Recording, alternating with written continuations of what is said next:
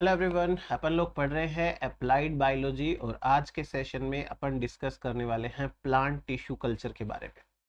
Plant tissue culture एक simple technique है जिसमें हम प्लांट्स के कुछ लिविंग सेल से इन विट्रो में नया प्लांट बनाते हैं। अब समय के साथ इस टेक्निक का इस्तेमाल है वो काफ़ी अलग अलग पर्पजेस के लिए किया जाने लगा है।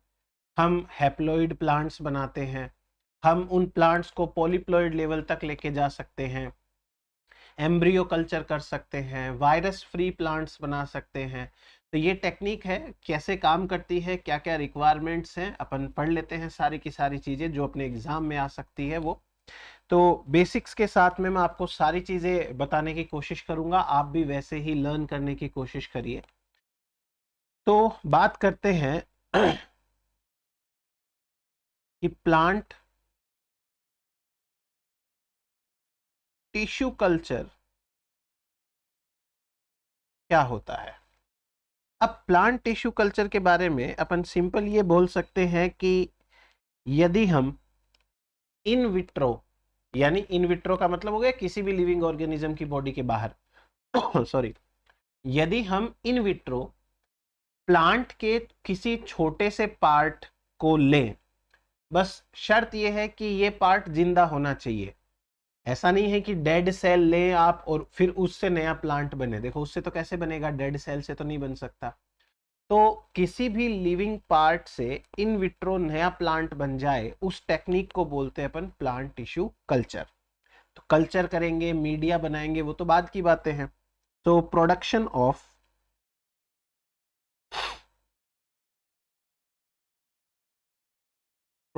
Of new plants from small parts of A plant. एक प्लांट के स्मॉल पार्ट से नए प्लांट के बनाने की टेक्निक को हम बोलते हैं प्लांट टिश्यू कल्चर। अब इस प्लांट टिश्यू कल्चर के अंदर बहुत सारी चीजें हैं, मैं आपको बताता हूं। कुछ इम्पोर्टेंट एग्जाम के हिसाब से मैं बता दूं कि जैसे कोई फर्स्ट एम्ब्रियो कल्चर किसने किया, फर्स्ट हैप्लॉइड प्लांट किसने बनाया, फर्स्ट सोमेटिक हाइब्रिडाइजेशन किसने करवाया, ऐसे करके छोटी छोटी चीजें हैं, सारी डिस्कस कर लेते हैं। कहीं ना किसी एग्जाम के अंदर पूछी जा सकती है। तो वेरी फर्स्ट ऑफ ऑल एक कॉन्सेप्ट होता है जिसे बोलते हैं टोटीपोटेंसी। टोटीपोटेंसी, टोटीपोटेंसी का मतलब क्या होता है? टोटी का मतलब टोटल, पोटेंसी का मतलब होता है पोटेंशियल। यानी यदि किसी एक सेल में, दो सेल में या कुछ छोटे से ग्रुप में पूरी बॉडी बनाने की ताकत हो तो उसे हम बोलते हैं टोटीपोटेंसी। उस एबिलिटी को हम बोलते हैं टोटीपोटेंसी। उन सेल को या सेल के ग्रुप को बोलते हैं टोटीपोटेंट सेल। फॉर एग्जाम्पल, सबसे बेस्ट इसका एग्जाम्पल है जाइगोट। कोई भी स्पीसीज जो XYZ, जाइगोट एक सिंगल सेल होती है और जाइगोट में इतनी पोटेंसी, इतनी कैपेबिलिटी है कि वो एक नया ऑर्गेनिज्म बना देता है पूरा का पूरा। नो डाउट उसे सूटेबल कंडीशंस मिलनी चाहिए। तो टोटीपोटेंसी का मतलब हो गया कि पूरा बॉडी बनाने की पोटेंशियल, पूरा बॉडी बनाने की ताकत। तो इसका मतलब है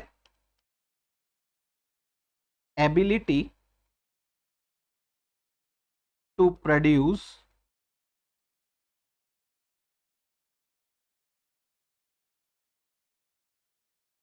complete plant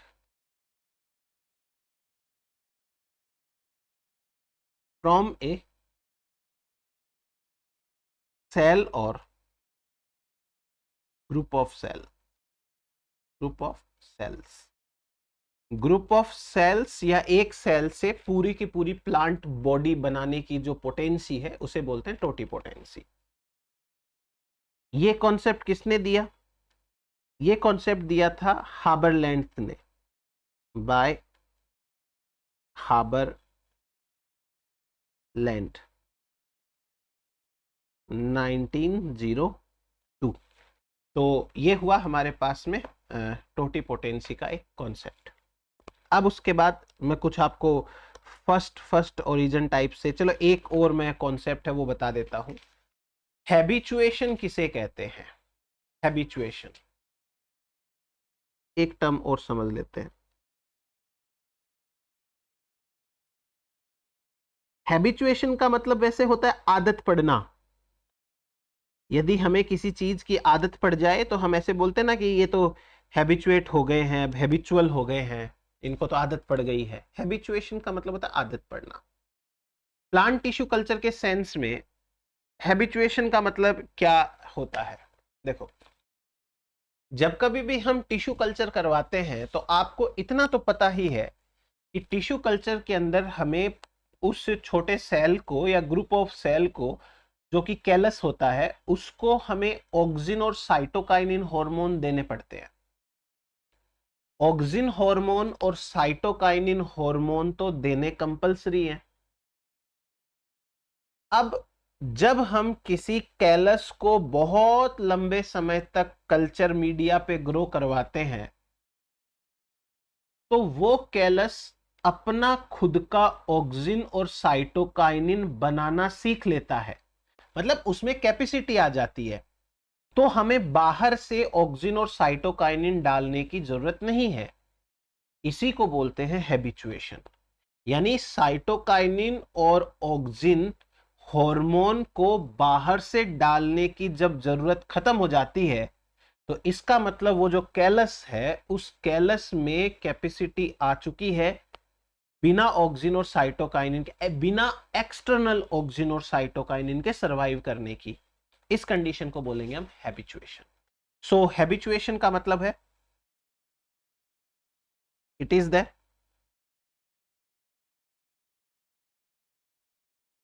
property of callus, यानी ये कैलस की एक प्रॉपर्टी है, ताकत है, गुण है, लूजिंग द रिक्वायरमेंट,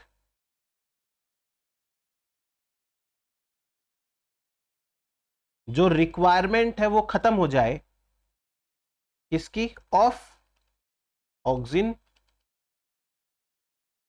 एंड या और cytokinin, sorry, auxin and cytokinin during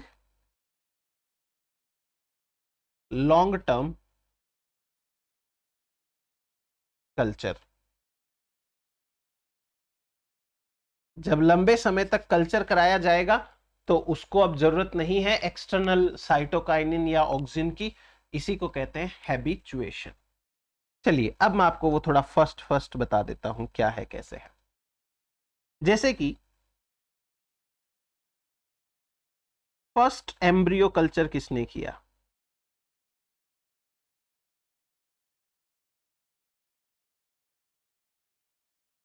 first embryo culture तो ये किया गया था हैनिंग द्वारा। हैनिंग 1904। और किस में किया? क्रूसीफर्स में। क्रूसीफर्स मतलब क्रूसीफर्स का मतलब हो गया कि जो ये रेडिश है, एराबिडोप्सिस है, सरसों है, ये फैमिली के जो प्लांट्स होते हैं, ब्रेसिकेसी या क्रूसीफेरी एक ही बात है, उस फैमिली के प्लांट्स में। एक हो गया। दूसरा, first haploid plant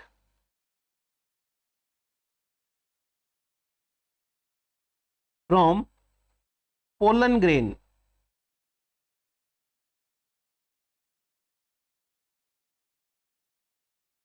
first haploid plant from pollen grain, ये है माहेश्वरी एंड गुहा। माहेश्वरी एंड गुहा 1964 के अंदर। अब चूंकि देखो इंडियन साइंटिस्ट के नाम है तो इंडियन एग्जाम्स के अंदर ज्यादा पूछे जाने के चांस रहते हैं फ्रॉम धतूरा, एंथर। धतूरा प्लांट का जो एंथर होता है, उस एंथर में से पोलन ग्रेन निकाल के और उस पोलन ग्रेन को ग्रो करवाया और हैप्लॉइड प्लांट बनाया। तो ये इंडिया के अंदर जो स्कूल की एग्जाम्स है या कॉलेज असिस्टेंट प्रोफेसर टाइप की एग्जाम है, उनमें फ्रिक्वेंटली पूछा जाता है और इंटरव्यूज के अंदर भी ये चीज पूछ ली जाती है। तो आप ये तो जरूर याद करें, माहेश्वरी एंड गुहा। फिर उसके बाद में नेक्स्ट, फर्स्ट प्रोटोप्लास्ट। प्रोटोप्लास्ट का मतलब होता है यदि हम प्लांट सेल से सेल वॉल को हटा दे तो एनिमल सेल की तरह केवल सेल मेम्ब्रेन वाली सेल है, उसे प्रोटोप्लास्ट बोलते हैं। तो प्रोटोप्लास्ट का मतलब हो गया cell wall less plant cell. बिना सेल वॉल की जो प्लांट सेल होती है उसे प्रोटोप्लास्ट बोलते हैं। और ये प्रोटोप्लास्ट है वो किसने बनाया सबसे पहले, उनका नाम है कोकिंग, 1960 के अंदर। सेल्यूलेज है, पैक्टिनेज है, हेमी सेल्यूलेज है, ऐसे एंजाइम्स के साथ में जब सेल को ट्रीट करेंगे तो उसकी सेल वॉल डिग्रेड हो जाती है। फिर वो जो नेकेड सेल्स है उनको जो है वो यूज लिया जाता है। तो बाद में बात कर लेंगे अपन। फिर उसके बाद first somatic hybrid.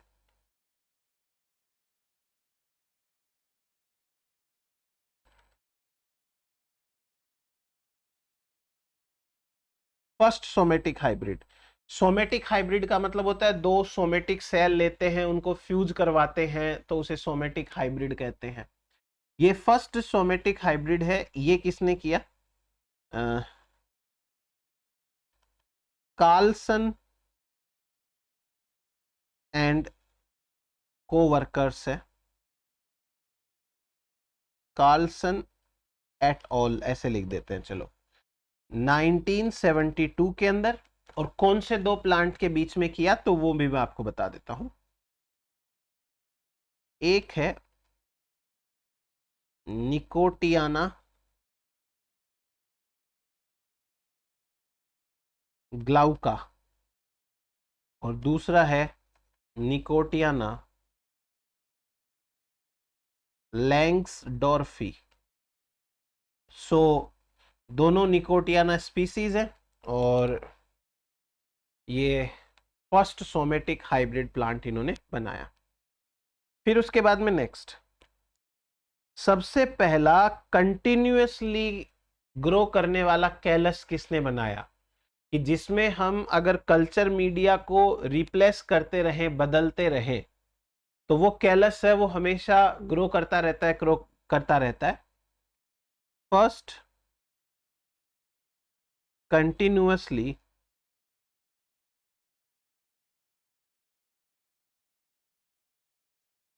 Growing callus culture, ये है गाउथरेट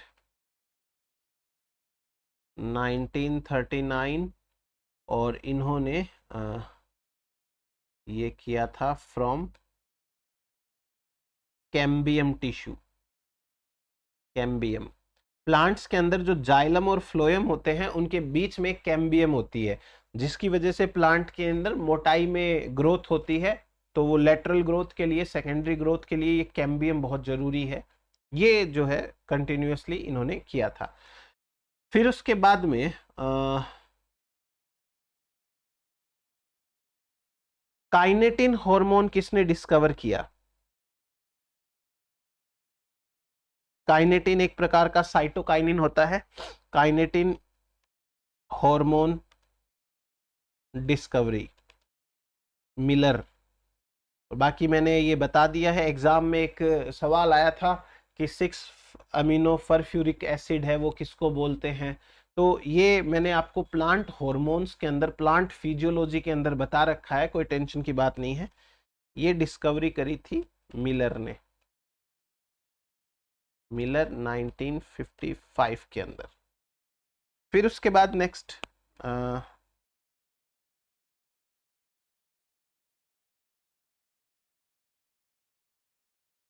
first plant from a mature plant cell, एक मैच्योर प्लांट सेल की मदद से फर्स्ट प्लांट किसने बनाया? ये काम किया था ब्राउन ने 1959 के अंदर। देन फर्स्ट सोमेटिक एम्ब्रियो,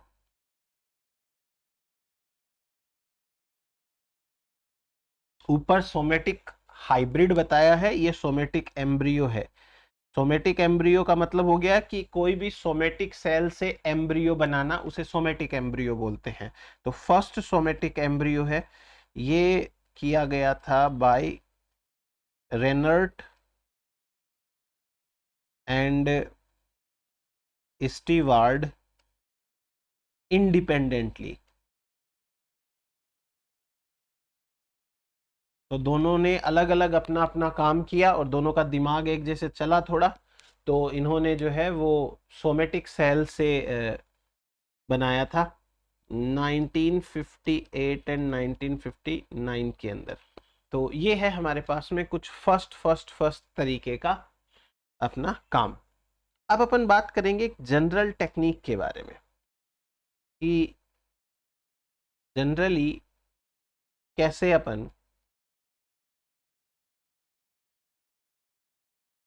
कर सकते हैं प्लांट टिश्यू कल्चर। तो जनरल टेक्निक कुछ ऐसी है, सिंपल, मैं आपको एक बार बोल के समझा देता हूं, समझ में आ जाएगी। कोई भी हमको प्लांट का एक लिविंग टिश्यू लेना है, जो सबसे सिंपल है वो लीफ होती है। लीफ के अंदर जो मीजोफिल सेल होती है, वो मीजोफिल सेल जो पेलिसेड एंड स्पॉन्जी जिनमें फोटोसिंथेसिस चलती है, वो वाली सेल होती है, वो लेते हैं क्योंकि वो एक्टिव सेल्स होती हैं। हावेवर सारी ही लिविंग सेल्स एक्टिव ही होती है, बट कई बार जो सेल मैच्योर हो जाती है या डिफरेंशिएट हो जाती है, वो कम फंक्शन परफॉर्म करती है। और जो एक्टिव होती है, मेटाबॉलिकली एक्टिव होती है, फोटोसिंथेसिस करती है, तो वो थोड़ी ठीक रहती है। खैर, हमें वो वाली सेल लेनी है। जरूरत पड़े तो उनकी सेल वॉल हटाना है, नहीं जरूरत पड़े तो नहीं हटाना है। फिर उसके बाद में साफ सफाई का ध्यान रखना है। हमारी पूरी प्रोसेस के अंदर जो भी इक्विपमेंट्स काम आ रहे हैं, उनको अलग अलग तरीके से साफ सफाई रखनी है। कभी हमें इथेनॉल से साफ करना पड़ सकता है 70%, कभी हमें ऑटोक्लेव करना पड़ सकता है, कभी हमको हीट ड्राई करना पड़ सकता है, फ्लेम ड्राई करना पड़ सकता है, जो जैसी जरूरत है साफ सफाई पूरी करनी है। फिर मोस्ट इंपॉर्टेंटली हमको चाहिए कल्चर मीडिया। कल्चर मीडिया एक ऐसा सॉल्यूशन होता है जिस सॉल्यूशन के अंदर जरूरत के सारे आयंस, जरूरत के सारे विटामिन, जरूरत के सारे जो हॉर्मोन्स वगैरह हैं, कार्बन सोर्स, नाइट्रोजन सोर्स, सब कुछ डाला जाता है। उसको अगार के अंदर मिक्स करके डाल देते हैं, ताकि अगार जो है वो एक प्रकार की सॉइल का काम करता है, वहां से वो प्लांट सेल एब्जॉर्ब करती रहती है।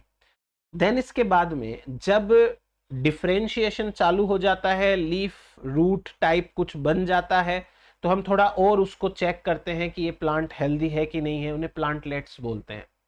अल्टीमेटली एक बहुत क्रूशियल स्टेप आता है कि उन प्लांट्स को सॉइल में शिफ्ट करना, जिनका जन्म एक लिक्विड मीडियम में हुआ है या एक सेमी सॉलिड मीडियम पर हुआ है, जिन्होंने सॉइल के कभी कांटेक्ट में नहीं आए, उनको सॉइल के अंदर टच कर, मतलब सॉरी, वो करना है ट्रांसफर। तो एक हैबिटाट चेंज करने वाली सी बात हो गई है। इसलिए पहले ये कंफर्म करना बहुत जरूरी है कि क्या वो प्लांटलेट्स इतने हेल्दी हैं कि उन्हें हम सॉइल के अंदर ट्रांसफर कर सकें। अगर कर सकते हैं तो कोई दिक्कत नहीं है, नहीं कर सकते हैं, उनकी टेस्टिंग की जाती है तो वो मर जाते हैं, उन्हें हम सॉइल के अंदर नहीं ग्रो कर सकते। तो कुल मिला के ये जनरल टेक्निक होती है। अब एक अपन हिसाब से, एक थ्योरी के हिसाब से पढ़ लेते हैं यहाँ पर। वेरी फर्स्ट ऑफ ऑल, दो प्रॉब्लम्स है। सबसे पहले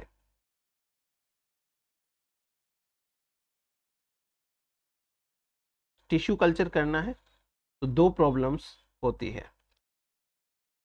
जो हमारी पूरी प्रोसेस है, मैं तो ये कहूंगा उस पूरी प्रोसेस को इन्फेक्शन फ्री रखना है।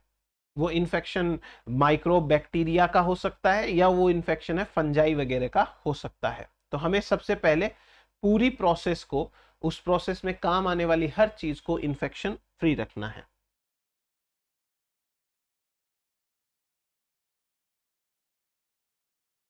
Keep the process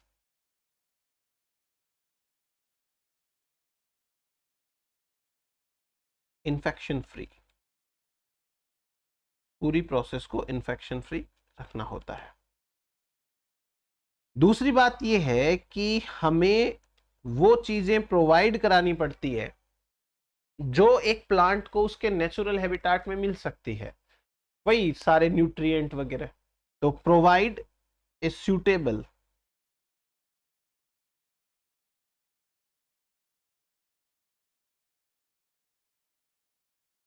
nutrient media.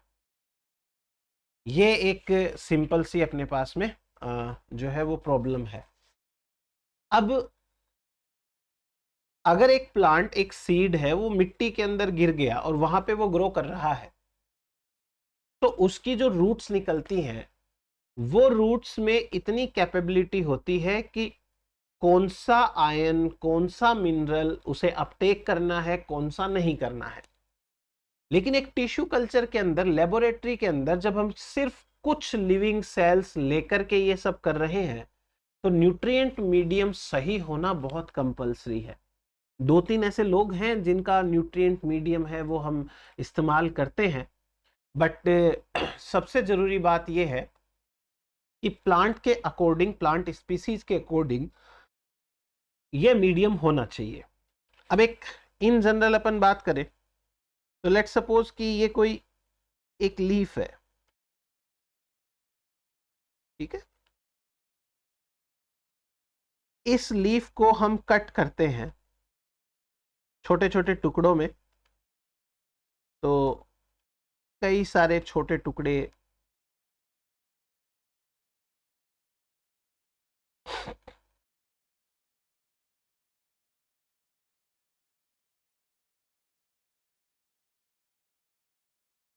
बन गए। इन्हें बोलते हैं एक्सप्लांट्स। एक्सप्लांट्स। अब आपको ये एक्सप्लांट्स को और जो चीज हम यूज कर रहे हैं, सारी चीजों को स्टेरिलाइज करना पड़ेगा, हर चीज को। तो स्टेरिलाइजेशन की प्रोसेस तो करनी ही कंपलसरी है। अब उसके बाद हमने क्या किया, कोई टेस्ट ट्यूब, कोई फ्लास्क, कोई पेट्री डिश, डजेंट मैटर, वो लेते हैं, उसमें कल्चर मीडिया डालते हैं। ये कल्चर मीडिया है।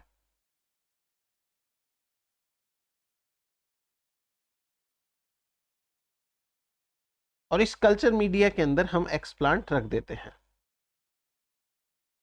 हर चीज का प्रॉपर ध्यान रखा जाना चाहिए और कॉटन से इसको बंद कर देते हैं ताकि अनवांटेड कंटामिनेशन ना हो। और फिर जब डिफरेंशिएशन प्रोसेस हो जाएगी,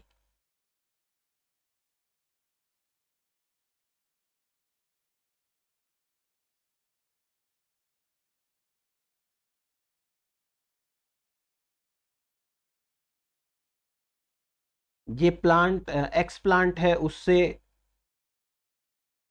प्लांटलेट बन जाता है। अब एक बहुत क्रूशियल स्टेप ये है कि इसको ट्रांसफर करना है सॉइल के अंदर। Transfer the plantlet into soil. देखो इतना इजी नहीं है जितना अपन ने बना दिया यहां 3-4 डायग्राम के अंदर और लिख दिया। प्रोसेस है, बहुत धीरे होती है, वीक्स लग जाते हैं इसके अंदर, बहुत सारी चीजों का ध्यान रखना पड़ता है। अब मैं आपको बताता हूं, सबसे पहले स्टेरिलाइजेशन। स्टेरिलाइजेशन में आपकी एग्जाम में भी क्वेश्चन आ सकते हैं और बाकी एग्जाम्स हैं उनमें भी क्वेश्चन आ सकते हैं, क्योंकि है ही कुछ ऐसी चीजें। क्वेश्चन आने लायक, तो समझते हैं क्या है कैसे है। Very first of all the material should be sterilised. All material, चाहे वो कुछ भी हो, all the material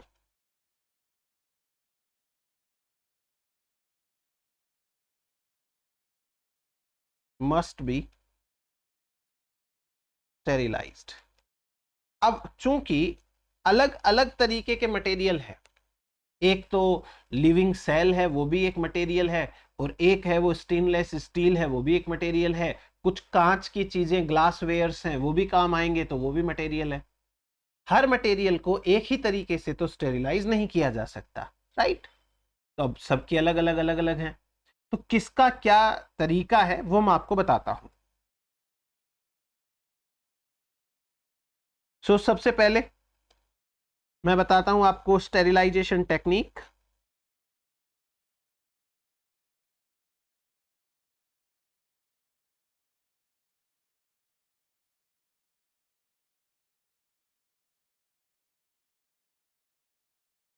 sterilisation technique, और इससे कौन सा मटेरियल है वो स्टेरिलाइज किया जा सकता है।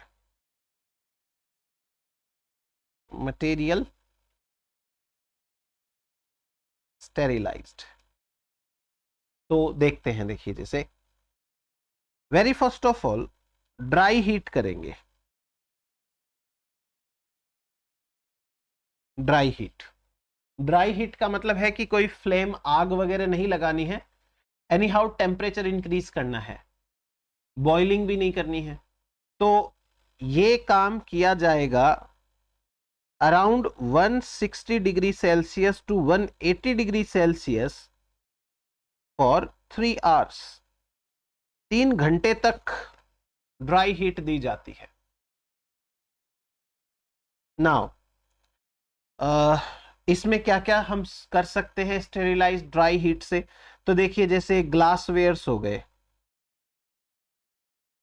अब आप समझ जाओ कि अगर इतना टेम्परेचर पे हम रख रहे हैं तो ये ग्लास वेयर्स ऐसे तो हैं कि आराम से इतने टेम्परेचर पे रह जाते हैं ये। फिर उसके बाद में सम प्लास्टिक वेयर्स, ऐसे ऐसे प्लास्टिक भी आते हैं जो इस टेम्परेचर को झेल जाते हैं, जैसे Teflon.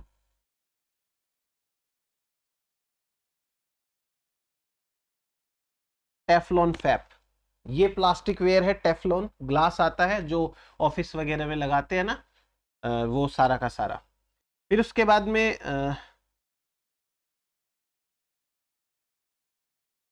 Stainless steel material. Stainless steel material के अंदर जैसे फॉरसेप्स होते हैं, स्केपल्स होते हैं, नीडल्स होते हैं, इस तरीके की चीजें, चिमटी वगैरह इस्तेमाल करते हैं वो। तो ये एक तरीका हो गया। आपसे एग्जाम के अंदर देखो क्या पूछेंगे, ऑब्वियस सी बात है कि अगर आपको ये कहें कि बताओ ड्राई हीट से क्या साफ कर सकते हो आप, तो आप हीट के ऊपर टिश्यू को तो नहीं रखोगे, हीट के ऊपर ऐसी चीजें ही रखोगे। आपसे ये पूछेंगे कि ड्राई हीट प्रोसेस में किस टेम्परेचर पे कितनी देर तक किया जाता है। इसलिए ये जो ब्रैकेट में लिखा है ये आपके लिए एग्जाम में इंपॉर्टेंट हो सकता है। दूसरा देखो, flame sterilisation. Flame sterilisation, flame sterilisation में क्या करना है, फ्लेम आग है उससे स्टेरिलाइज करना है। तो इसमें अपन इस्तेमाल करेंगे जैसे कैपल्स, फॉरसेप एटसेट्रा, ये सारा का सारा। देन तीसरा एक बहुत इंपॉर्टेंट है ये, ऑटोक्लेव। ऑटोक्लेव, ऑटोक्लेव के अंदर आपको टेम्परेचर के साथ प्रेशर लगाना होता है। एक मशीन आती है अलग से, ये बहुत सारी एग्जाम के अंदर पूछा गया, मैंने 2-3 बार देखा ये क्वेश्चन। 121 डिग्री सेल्सियस टेम्परेचर होना चाहिए, और ये टेम्परेचर 15 PSI प्रेशर के ऊपर होना चाहिए, और ये होना चाहिए फॉर 15 to 40 मिनट्स, 15 से 40 मिनट्स तक का ये प्रेशर होना चाहिए। तो ये चीज बहुत बार पूछी गई है, इसे आप अपनी डिफरेंट एग्जाम्स के पॉइंट ऑफ व्यू से याद रखेंगे। ऑटोक्लेव के अंदर अपन क्या क्या कर सकते हैं? ऑटोक्लेव के अंदर अपन कल्चर मीडिया है उसको स्टेरिलाइज कर सकते हैं। वेसल्स होती हैं कल्चर की, जैसे परख नली में करना है, पेट्री डिश में करना है, वो कर सकते हैं। ग्लास वेयर्स हो गए, ये सारी की सारी चीजें ऑटोक्लेव में की जा सकती है।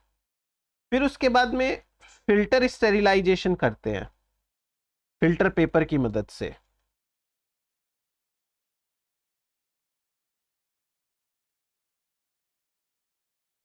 फिल्टर स्टेरिलाइजेशन, तो फिल्टर स्टेरिलाइजेशन के अंदर जैसे मान लो कोई लिक्विड है यदि आपके पास, लिक्विड के अंदर वही बात है कि न्यूट्रिएंट हो गए, सॉल्यूशंस हो गए, हार्मोन्स हो गए, विटामिन्स हो गए, इनका सॉल्यूशन है। तो लिक्विड को आप मेम्ब्रेन फिल्टर से स्टेरिलाइज करेंगे, मेम्ब्रेन फिल्टर्स ऑफ 0.45 माइक्रोमीटर और स्मॉल पोर साइज। इससे भी कम पोर साइज हो या इतनी पोर साइज हो तो उसके लिक्विड को उसमें फिल्टर करेंगे। जैसे कि ऐसे कंपोनेंट्स जिनको आप ज्यादा हीट के ऊपर नहीं यूज कर सकते, हीट लेबाइल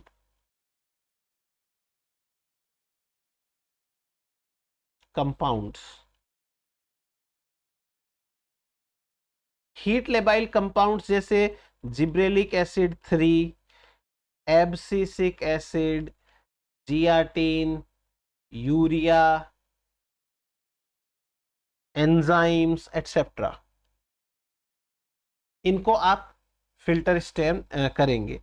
अच्छा, एक और तरीके का जो फिल्टर है वो एयर की मदद से होता है, इसे बोलते हैं हेपा फिल्टर, लिक्विड, और एक होता है HEPA filter, high efficiency particulate air filter, high efficiency particulate air, इसे बोलते हैं HEPA filter, high efficiency particulate air. ये जो हेपा फिल्टर्स होते हैं ना, ये जो लेमिनार एयर फ्लो है उनके कैबिनेट साफ करने के काम आते हैं। ये क्या काम करेंगे? Laminar air flow, laminar flow cabinets, ये साफ करने के काम आ जाते हैं। ठीक है, फिर उसके बाद में 70% इथेनॉल के साथ भी वाइपिंग की जाती है। 70% इथेनॉल वाइपिंग, वाइपिंग वही है, सरफेस की जाती है। कोई भी सरफेस को साफ करना हो, चाहे वो कांच की स्लाइड हो, कांच की पेट्री डिश हो, उसके लिए यूज करते हैं। लेमिनार फ्लो का जो प्लेटफॉर्म होता है उसको भी साफ करेंगे, प्लेटफॉर्म ऑफ लेमिनार फ्लो। और जैसे हम काम कर रहे हैं मान लो, तो हमारे हाथ साफ करने के लिए, ऑपरेटर हैंड्स, ये सब साफ करने के लिए प्लांट मटेरियल साफ कर सकते हैं इससे, प्लांट मटेरियल। तो ये है हमारे पास सेलेक्टेड टाइप के जो स्टेरिलाइजेशन के प्रोसेसेस हैं, वो सारे के सारे। अब मैं आपको एक सीड का सरफेस स्टेरिलाइजेशन कैसे करते हैं वो समझाता हूं, तो देखना उसमें क्या क्या करते हैं। Surface sterilisation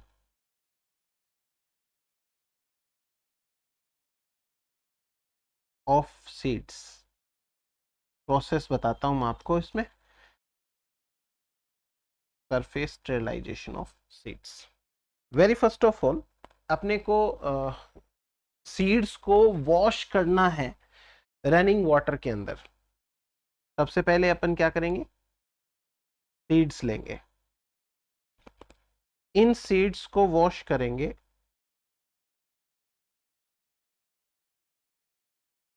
wash in running tap water. Running tap water के अंदर सीड को वॉश करेंगे। फिर उसके बाद में एक एंटीसेप्टिक क्रीम आती है, उसका 1% सॉल्यूशन बना के उसमें डिप करके साफ करेंगे। इसका नाम है कैटावलॉन। ये एक एंटीसेप्टिक क्रीम है और इसका 1% सॉल्यूशन बना के साफ करेंगे। फिर उसके बाद में 10 से 15 मिनट तक हम यही करते रहेंगे। फिर उसके बाद में आता है 70% इथेनॉल ट्रीटमेंट। तो 70% इथेनॉल ज्यादा देर तक नहीं रखना है, नहीं तो एग्जॉस्मोसिस हो जाएगी। 30 सेकेंड्स के बाद में हम इसे ट्रीट करेंगे 0.1% टू 0.2% मर्क्यूरिक क्लोराइड से ट्रीट। ठीक, देन उसके बाद में 10 से 15 मिनट इसमें रखने के बाद में फिर से 70% इथेनॉल ट्रीटमेंट देना है 10 से 15% के बाद में। फिर इसको डुबो के रखना है, डुबो के रखना है डिस्टिल वाटर के अंदर, स्टेरिलाइज्ड डिस्टिल वाटर। और देर उसके बाद में मोइस्ट फिल्टर पेपर के ऊपर इसको रखना है सीड को, मोइस्ट फिल्टर पेपर, तो इससे ये जर्मिनेट होगा।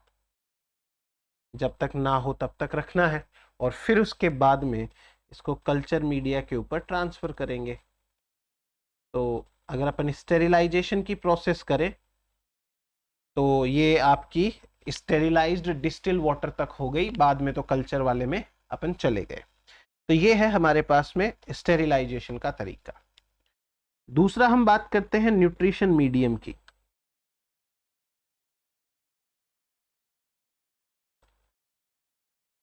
न्यूट्रिशन मीडियम, न्यूट्रिशन मीडियम में अपन देखते हैं कि क्या क्या पॉसिबिलिटीज हैं। वेरी फर्स्ट ऑफ ऑल हर एक तरीके का न्यूट्रिएंट देना पड़ सकता है। विटामिन की जगह विटामिन देने हैं, आयंस की जगह आयंस देने हैं, मिनरल्स देने हैं, एन आयन, कैट आयन सारे डालने पड़ सकते हैं, carbon source, nitrogen source, hormones वगैरह वगैरह वगैरह सब कुछ।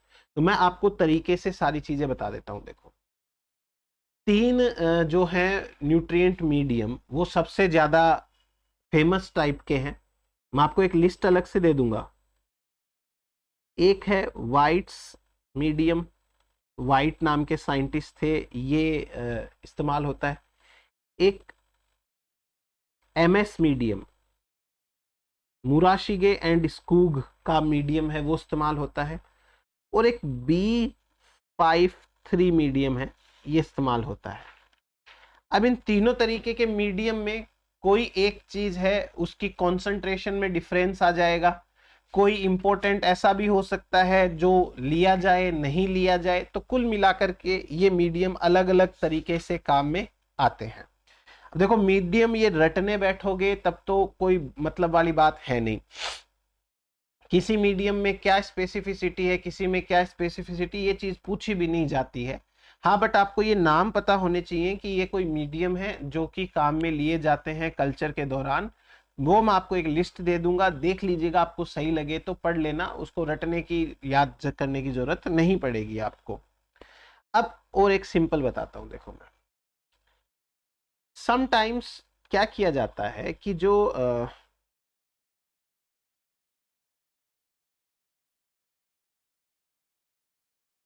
नेचुरल मीडियम है वो इस्तेमाल किए जाते हैं, जैसे पोटैटो एक्सट्रैक्ट, पोटैटो एक्सट्रैक्ट, आलू है उसको क्रश करके उसको अच्छे से निकाल के, वैसे। दूसरा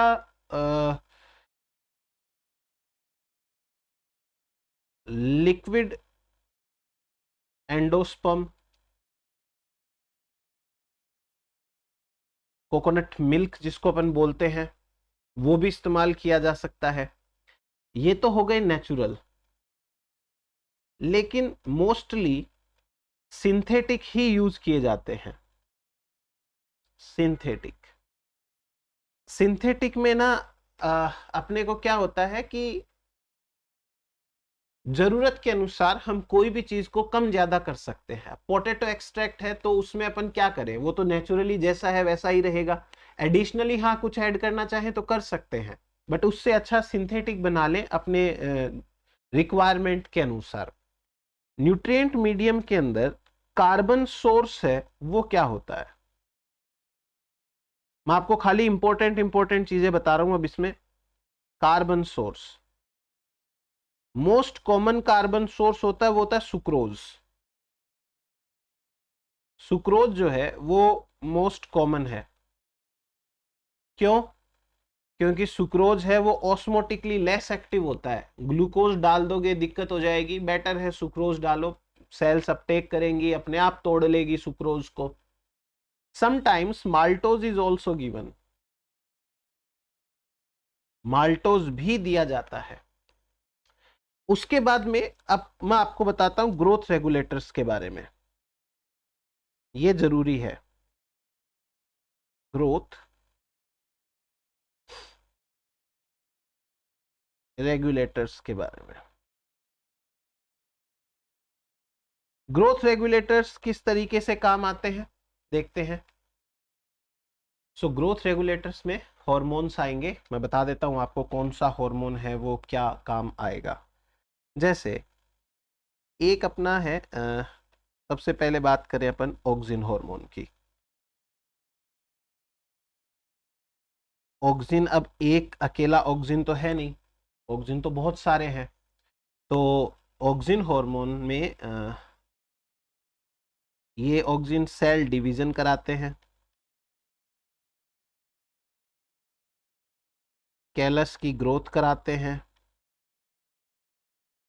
कैलस ग्रोथ, स्पेशली कैलस की ग्रोथ कराता है 2,4-D, 2,4-डाइक्लोरोफिनॉक्सी एसिटिक एसिड, मैंने लिखवा रखा है नाम।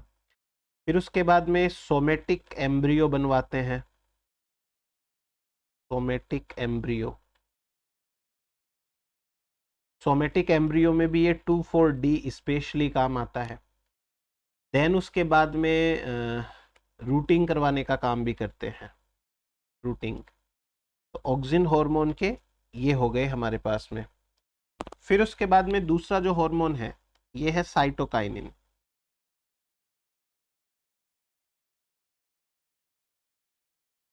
साइटोकाइनिन है ये आपका सेल डिवीजन कराएगा, सेल डिवीजन के अलावा regeneration of shoot,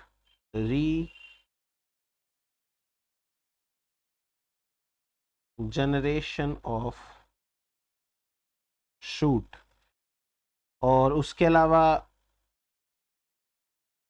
somatic embryo induction, somatic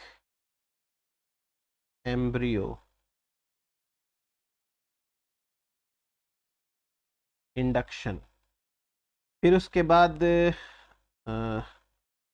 growth of axillary bud, lateral growth कराता है ना ये, ग्रोथ ऑफ एक्सिलरी बड, तो ये साइटोकाइनिन का हो गया। देन उसके बाद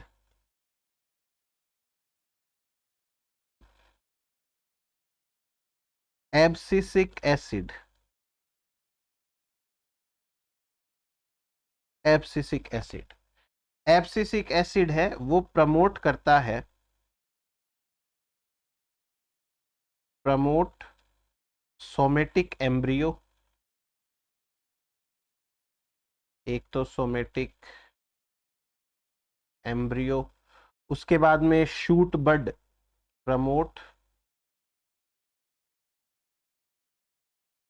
शूट बड, और जिब्रेलिक एसिड्स फिर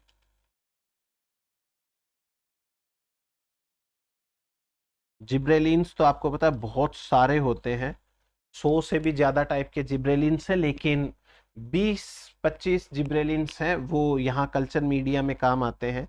शूट इलोंगेशन कराएंगे, शूट इलोंगेशन, और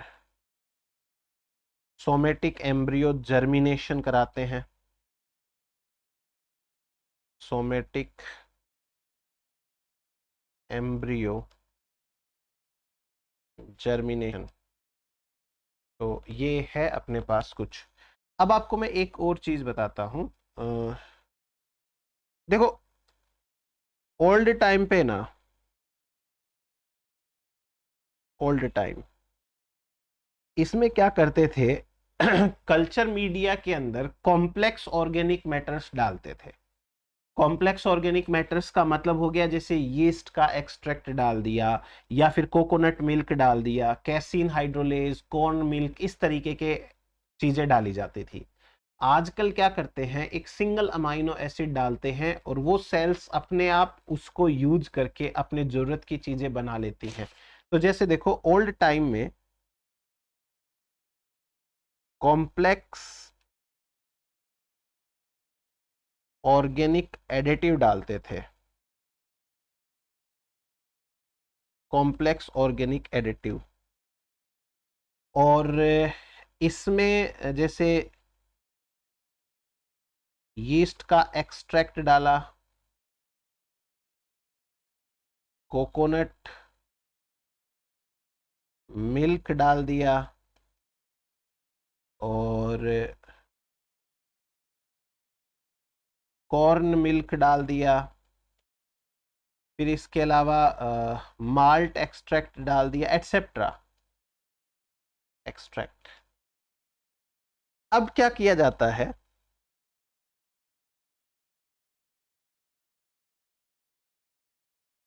टुडे अब क्या करते हैं, अब सिंगल कॉम्प्लेक्स ऑर्गेनिक मैटर की जगह एल एस्पाराजीन या फिर एल ग्लूटामीन डाल देते हैं, खेल खत्म बस। तो ये एक चीज हो सकता है एग्जाम के अंदर आपको पूछ ले कि भाई बताओ कौन से अमाइनो एसिड्स हैं जो कि कॉम्प्लेक्स ऑर्गेनिक एडिटिव्स को रिप्लेस करते हैं, तो आपको एल एस्पाराजीन या एल ग्लूटामीन का नाम याद रखना है। अब अपन आते हैं कैलस कल्चर के ऊपर। कैलस कल्चर, होपफुली आपको पता है कैलस क्या होता है, फिर भी लिख देता हूं। Callus is the mass of undifferentiated cells जो कि कल्चर मीडिया में बनता है, मास ऑफ अनडिफरेंशिएटेड सेल्स। जो अनडिफरेंशिएटेड सेल्स हैं उनके मास को बोलते हैं कैलस। अब इस कैलस में कैसे प्रोसीजर किया जाता है वो मैं आपको बताता हूं। कैलस कल्चर के अंदर सबसे पहले अपन बात करते हैं सस्पेंशन कल्चर्स की।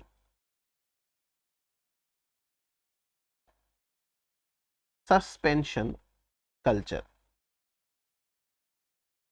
देखो सिंपल सी चीज समझो, सस्पेंशन का मतलब होता है डूबा हुआ। डूबा हुआ एक तो होता है अगार का हार्ड मीडियम, इतना हार्ड होता है वो कि जो हम कैलस डालते हैं या एक्सप्लांट डालते हैं तो वो सरफेस के ऊपर रहता है, वो तो नॉर्मल हो गया। सस्पेंशन का मतलब एक लिक्विड बनाते हैं अपन और उस लिक्विड के अंदर सेल्स डूबी हुई रहती है या कैलस डूबा हुआ रहता है, उसे बोलते हैं सस्पेंशन कल्चर। सस्पेंशन का मतलब हो गया डूबा हुआ एक तरीके से। तो सस्पेंशन कल्चर में क्या किया जाता है, culture in a liquid medium, उसे सस्पेंशन कल्चर बोलते हैं। कल्चर इन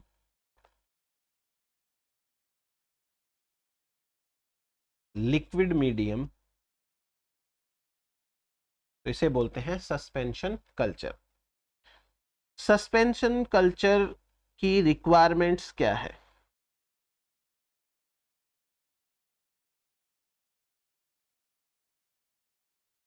सिंपल समझना, ऑब्वियस सी बात है, जो हम कल्चर मीडिया बनाते हैं वो लिक्विड रहना चाहिए, उतना हार्ड नहीं रहना चाहिए। उसके बाद में एक रिक्वायरमेंट है एजिटेशन। एजिटेशन का मतलब होता है उसको मिक्स करते रहना, घुमाते रहना किसी चीज से। जैसे अपन लिक्विड कोई भी ड्रिंक बनाते हैं, लस्सी बना ली या शिकंजी बना ली, तो चम्मच से उसको मिक्स करते हैं, नमक को या चीनी को, किसी चीज को, उसे बोलते हैं एजिटेशन। तो जो कल्चर मीडिया है उसको टाइमली एजिटेट करना है, मिक्स करना है, सो दैट वो आराम से सारी चीजें हैं मिलती रहे। तो इसको एजिटेशन किया जाता है bye gyratory shaker. Gyratory shaker है वो किया जाता है एट 100 to 250 रेवोल्यूशन पर मिनट्स की स्पीड से। दूसरी रिक्वायरमेंट है एरेशन की। एरेशन, चूंकि हम जो प्लांट्स यूज कर रहे हैं, ऑब्वियस सी बात है, एरोबिक ही तो है, उनको सांस लेने के लिए ऑक्सीजन चाहिए ना, तो एरेशन करना जरूरी है, उनमें हवा देनी है वो जरूरी है। एरेशन से क्या होता है, एक तो ऑक्सीजन सप्लाई रहती है, ऑक्सीजन सप्लाई। और आपको पता है जैसे कैलस रहेगा या कुछ सेल्स बनेगी तो वो ग्रुप ऑफ सेल्स होगा, एरेशन से और एजिटेशन से वो सेल सेपरेट हो जाती हैं, तो उससे और ज्यादा जो है वो प्लांट्स बनने के चांस रहते हैं। डिसोशिएशन ऑफ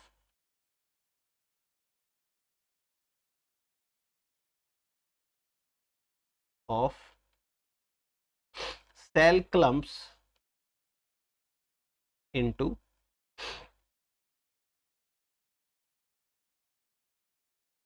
स्मॉलर पीसेस, छोटे छोटे पीसेस के अंदर इसको अपन मतलब टूट जाता है वो। देन नेक्स्ट देखो, सस्पेंशन कल्चर 3 तरीके का होता है, 3 टाइप्स। पहला होता है batch culture,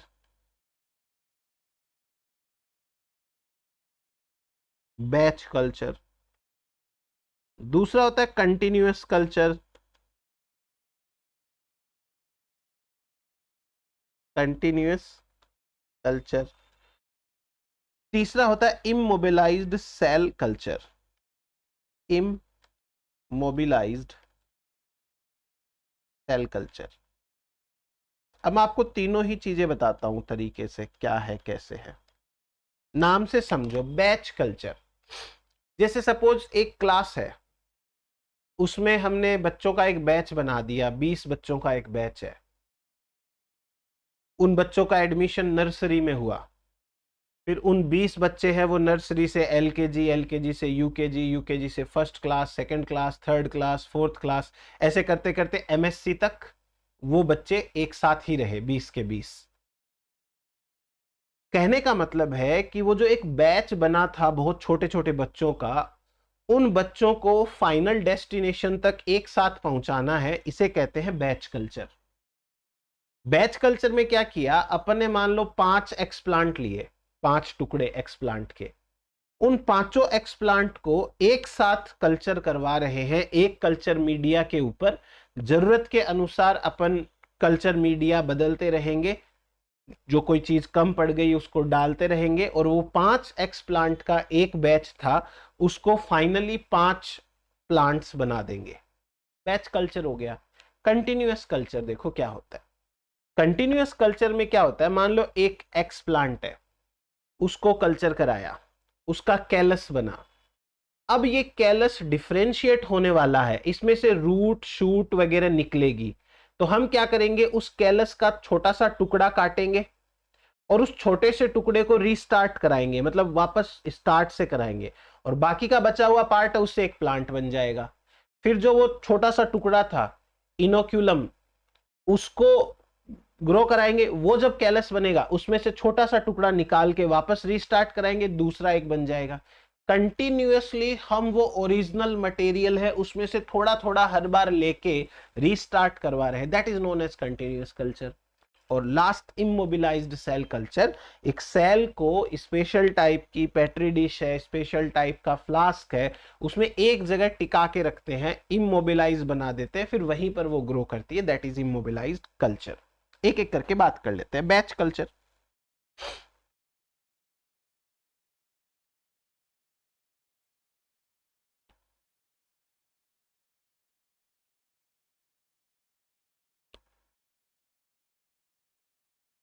batch culture, batch culture है वो क्या होता है, कैसे होता है, बात करेंगे। देखो बैच कल्चर के अंदर क्या करते हैं,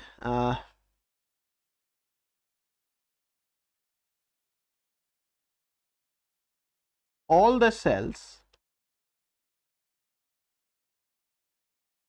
are retained in same medium in same culture vessels, same medium में सेम कल्चर वेसल्स के अंदर इनको सेल्स को रहते हैं। अब इस बैच कल्चर के अंदर जो ग्रोथ कर्व आता है वो सिग्मोइड आता है, लैग लॉग स्टेशनरी फेज, वही अपनी जो नॉर्मली देखते हैं। टाइम के साथ यदि अपन सेल नंबर की बात करेंगे तो सिग्मोइड कर्व बैच कल्चर की ग्रोथ में आता है, यह सिग्मोइड कर्व।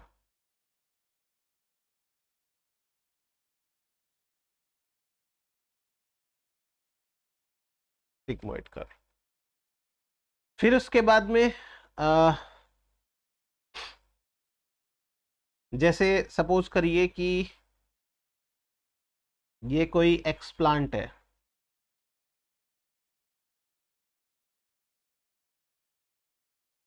और इस एक्सप्लांट को अपन ने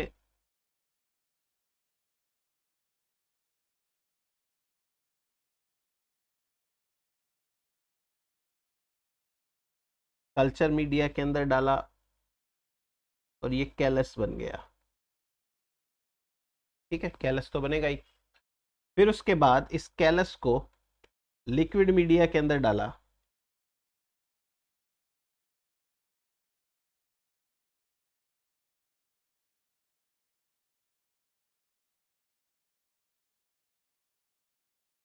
कैलस, और अब इसको जब शेक किया जाता है तो कैलस की जो सेल्स हैं वो अलग अलग हो जाती हैं, और फिर इनको एक एक सेल को ग्रो कराते हैं तो एक एक प्लांट नया बनता है। ये होता है बैच कल्चर। दूसरा है कंटिन्यूअस कल्चर।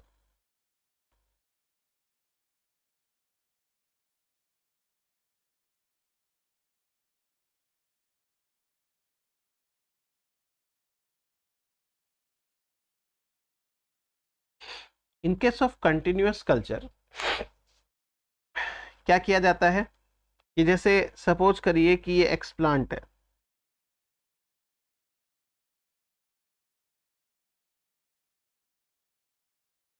और इस एक्सप्लांट को अपन ने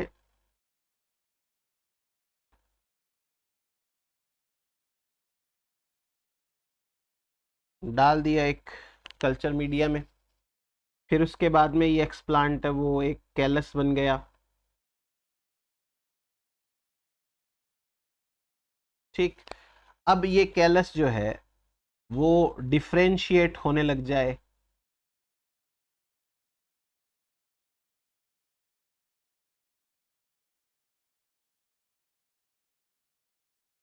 ऐसे। तब क्या किया जाएगा, यहां से इसको कट करके और ये वाले टुकड़े को वापस नई टेस्ट ट्यूब के अंदर,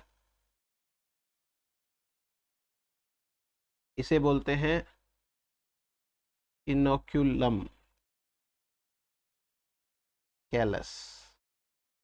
छोटा सा कैलस है वो इनोक्यूलम की फॉर्म में।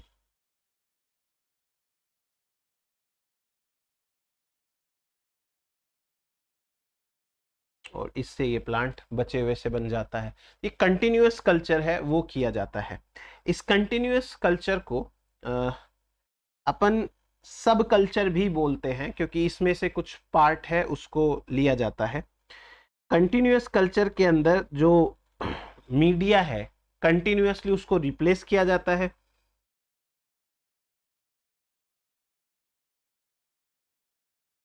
Regular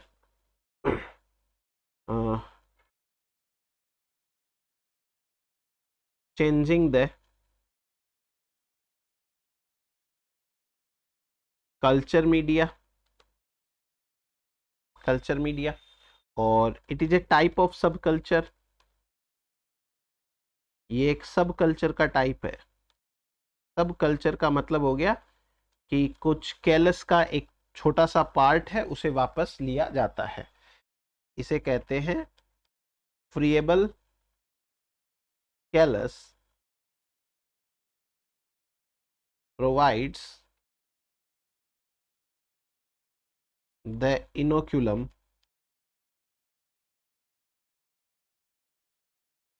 to form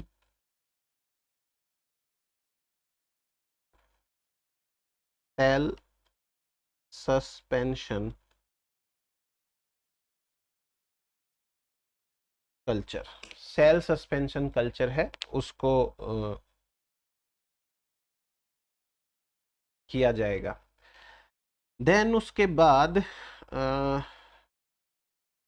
continuous culture हो गया ये आपका। और फिर immobilised cell culture.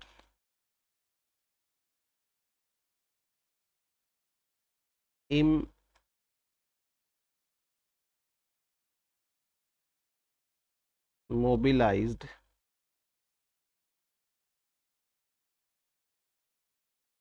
Cell culture. Immobilised cell culture के अंदर सेल को इनकैप्सुलेट किया जाता है एक सुटेबल मटेरियल के अंदर। इमोबिलाइज्ड सेल के अंदर कल्चर के अंदर क्या किया जाएगा, जो सेल होगी उसको एक प्रॉपर मटेरियल के अंदर इनकैप्सुलेट किया जाएगा। जैसे मान लीजिए कि ये सेल है और इस सेल को इनकैप्सुलेशन किया जाता है और ये सेल को एक मटेरियल के अंदर बंद किया जाता है ताकि ये सेल है वो मूव ना करे। तो वो हो गया इमोबिलाइजेशन।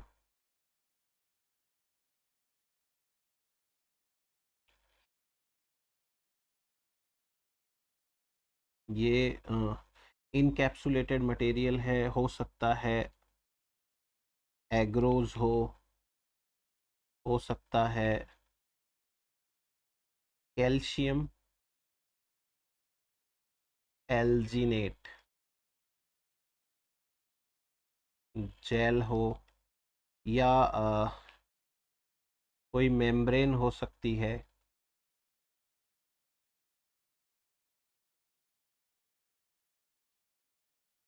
या फिर कोई स्टेनलेस स्टील स्क्रीन हो सकती है। तो कुछ ऐसी चीज ली जाती है फिर उसका कल्चर कराया जाता है, तो इसे हम बोलते हैं immobilised cell culture. Then next अपन डिस्कस करते हैं culture of single cell.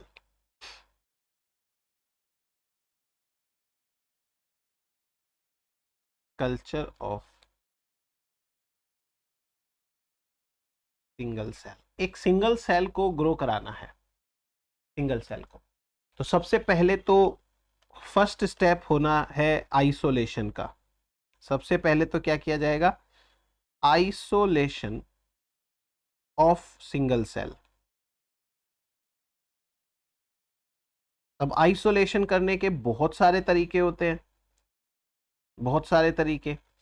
Most common type के तरीकों में क्या करते हैं, जो कोई प्लांट पार्ट है उसको लेते हैं, उसको जितना हो सके क्रश करते हैं, फिर उसके बाद सेंट्रीफ्यूगेशन कर सकते हैं, जिससे सिंगल सेल है अपने को मिल जाती है। तो आइसोलेशन किया जाएगा। आइसोलेशन ऑफ सिंगल सेल के अंदर मैकेनिकल आइसोलेशन पॉसिबल है, जो करते हैं अपन।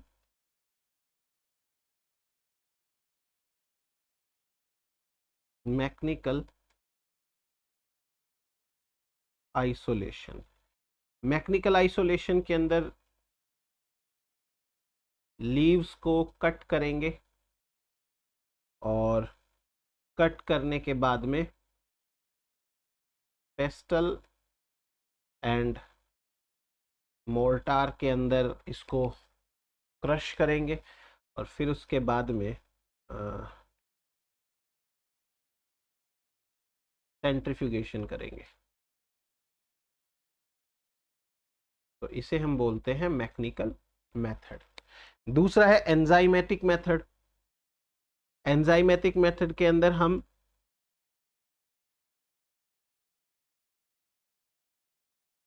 एंजाइमेटिक आइसोलेशन बोल दो, कोई बात नहीं।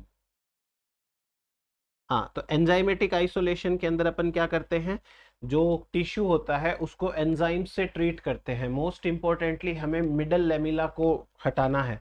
तो मिडल लेमिला पैक्टिन की बनी होती है, पैक्टिनेज है, वो हम यूज करेंगे। जैसे ये ग्रुप ऑफ सेल्स है, ये लिया हमने, ये ग्रुप ऑफ सेल्स, और इस ग्रुप ऑफ सेल्स को पैक्टिनेज से ट्रीट करना जरूरी है। पैक्टिनेज से ट्रीट करते हैं तो सेल्स सेपरेट हो जाती है, मिडल लेमिला डिसॉल्व हो जाती है, फिर इनका सेंट्रीफ्यूगेशन कर सकते हैं आराम से। तो ये हुआ हमारे पास में एक तरीका। और अब इसके बाद में जब अपन ने सेल को आइसोलेट कर लिया है, तो कल्चर के जो टेक्निक्स हैं वो देखते हैं।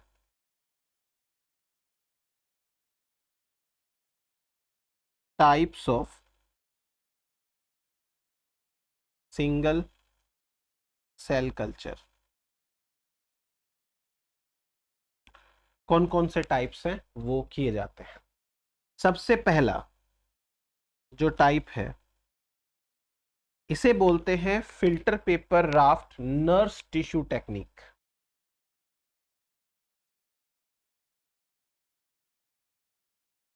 Filter paper raft nurse tissue technique. तो इस टेक्निक के अंदर क्या किया जाता है देखते हैं। वेरी फर्स्ट ऑफ ऑल, ये हमारा कल्चर मीडिया है, ठीक है। इस कल्चर मीडिया के ऊपर एक ऑन ग्रोइंग कैलस है। ये पहले से ग्रो किया हुआ कोई कैलस है, और ये कैलस अब एक नर्स टिश्यू का काम करता है। नर्स टिश्यू कैलस जो है वो एकदम से एक मतलब ये न्यूट्रिशन प्रोवाइड कराएगा। इस कैलस के ऊपर एक फिल्टर पेपर रखेंगे अपन। ये मैंने रख दिया filter paper. Filter paper, filter paper रख दिया। अब इस फिल्टर पेपर के ऊपर अपन एक सिंगल सेल है वो रख देंगे, जिसको अपने को ग्रो कराना है। ये सिंगल सेल है।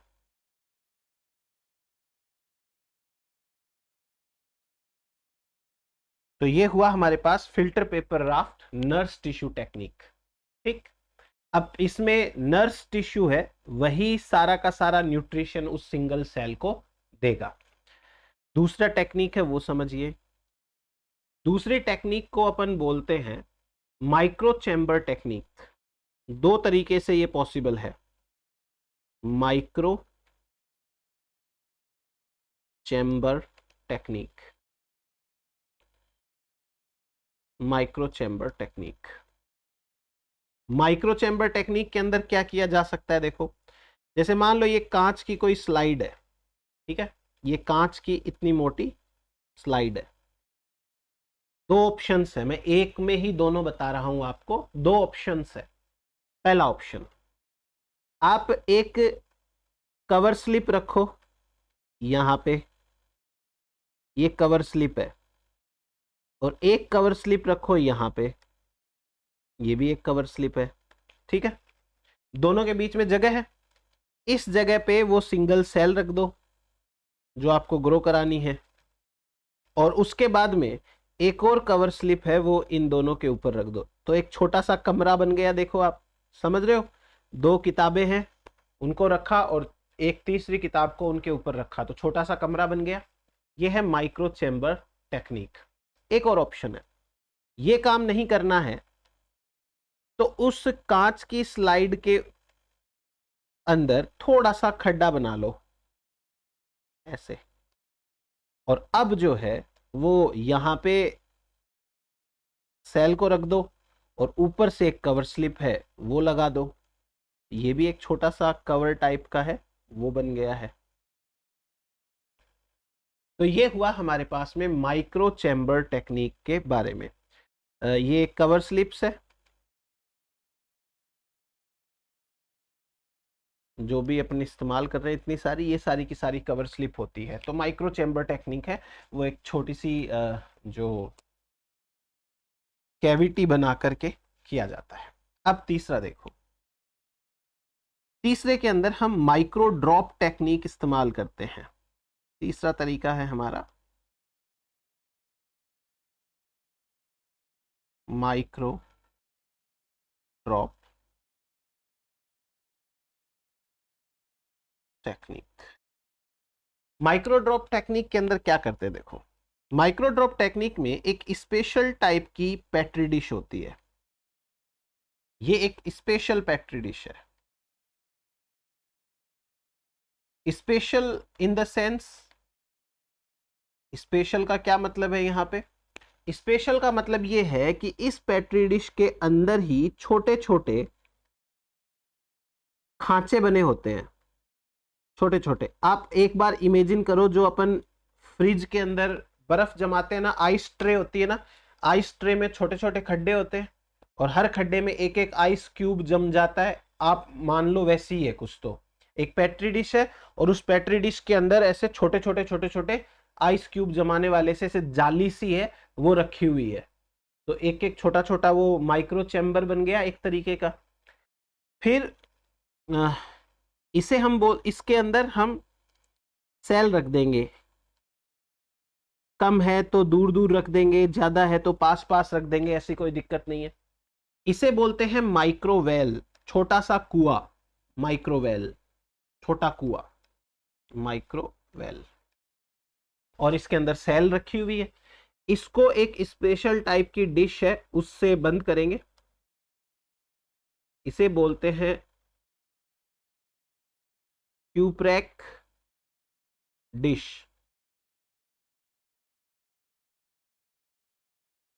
कपरैक डिश बोलते हैं इसको, सॉरी। तो ये हुआ हमारे पास में micro drop technique.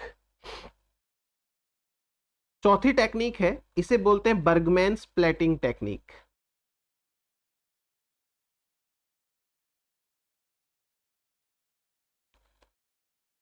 Bergmann's plating technique. Bergmann's plating technique में क्या करते हैं, देखो यहां पर एक पेट्री डिश लेंगे, और इस पेट्री डिश के अंदर एक कल्चर मीडिया है उसको भर देंगे, और सेल्स को उसके अंदर डाल देंगे, सस्पेंड कर देंगे, डुबो देंगे, और फिर उसको, ये डिश को भी बंद कर देंगे। तो इस टेक्निक में ये तो है अगार मीडियम, अगार मीडियम, ये करीबन 1 mm थिक होता है, 1 mm थिक है। और ये है सेल, तो बर्गमैन का ये अपने पास में हुआ plating technique.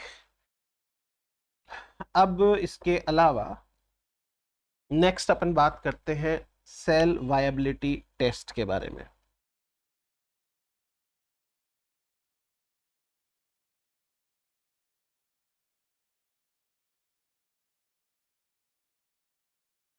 Cell viability test हमें ये बताता है कि कौन सी सेल्स जिंदा हैं, कौन सी सेल्स डेड है।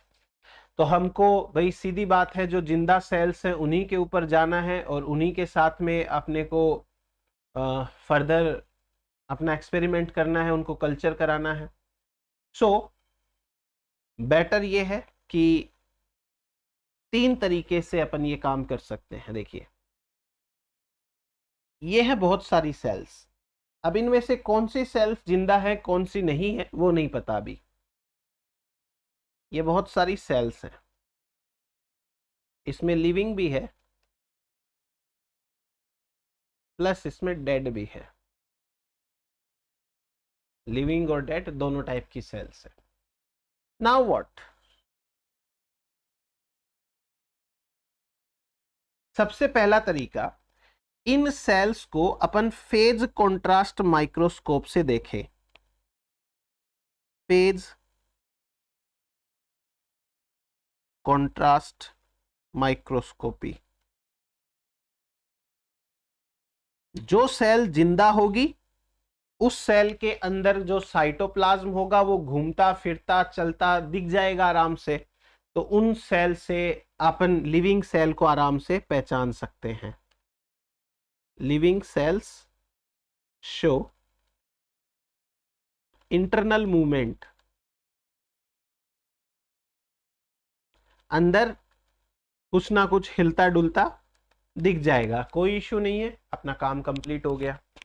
नाउ सेकेंड थिंग, हम क्या करते हैं, इन सेल्स को एक केमिकल से ट्रीट करते हैं and the chemical is 235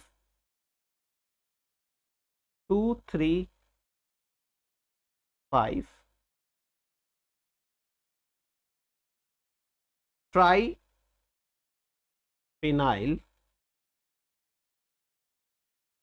235 triphenyl tetrazolium chloride, tetrazolium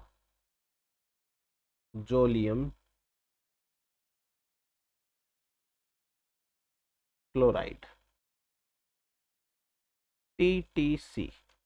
ठीक है, ये केमिकल की एक खास बात है,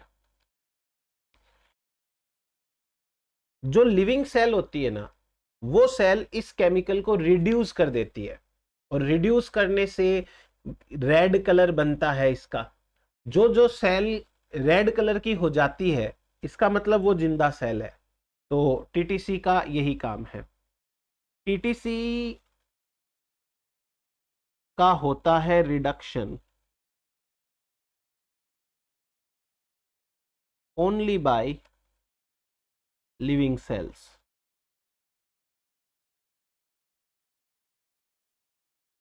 only by living cells. Living cells हैं वो रिड्यूस करती हैं। अब उसके बाद में टीटीसी बन जाता है फॉर्माजोन, फॉर्माजोन बन गया। फॉर्माजोन है ये रेड कलर का होता है, तो जब रेड कलर दिखे तो समझ जाओ कि वो सेल जिंदा है। ये कंप्लीट। उसके बाद में नेक्स्ट देखो, जो सेल्स का ग्रुप है उस सेल्स के ग्रुप को ट्रीट करना है 0.01% solution of fluorescein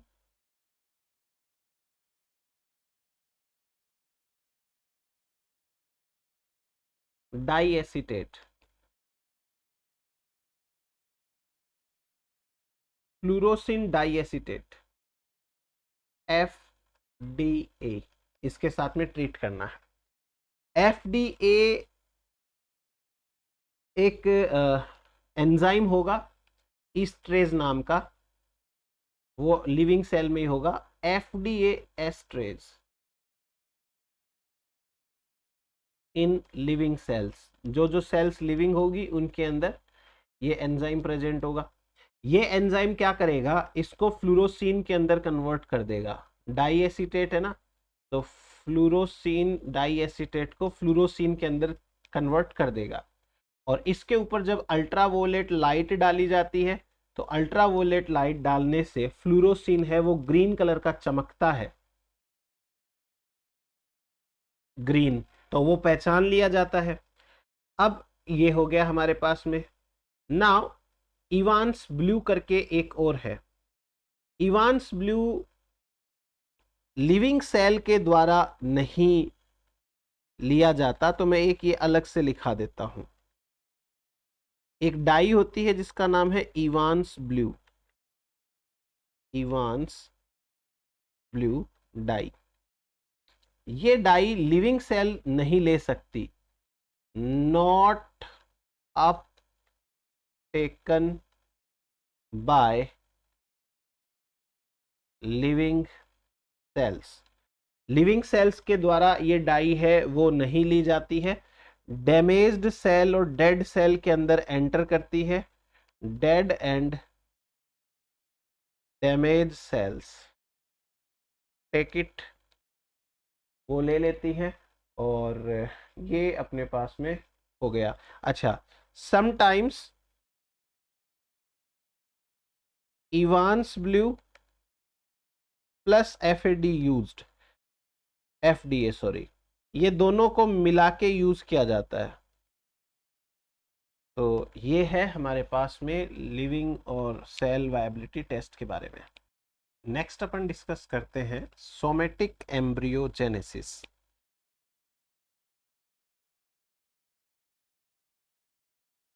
somatic embryogenesis यानी कि सोमेटिक सेल से एम्ब्रियो बनाने की जो टेक्निक है उसे कहते हैं सोमेटिक एम्ब्रियोजेनेसिस। अब कैसे की जाती है देखिए, सोमेटिक एम्ब्रियोजेनेसिस के अंदर पहले तो कुछ सोमेटिक सेल्स हैं वो ली जाती है, या कोई एक मेरिस्टेम सेल है वो ले ली, मेरिस्टेम सेल, ठीक है। फिर उसके बाद में मेरिस्टेम सेल ग्रो करेगी, डिवाइड करेगी, तो एक ग्रुप ऑफ सेल्स बनेगा। इस ग्रुप ऑफ सेल्स के चारों तरफ एक क्यूटिकल लेयर बन जाती है।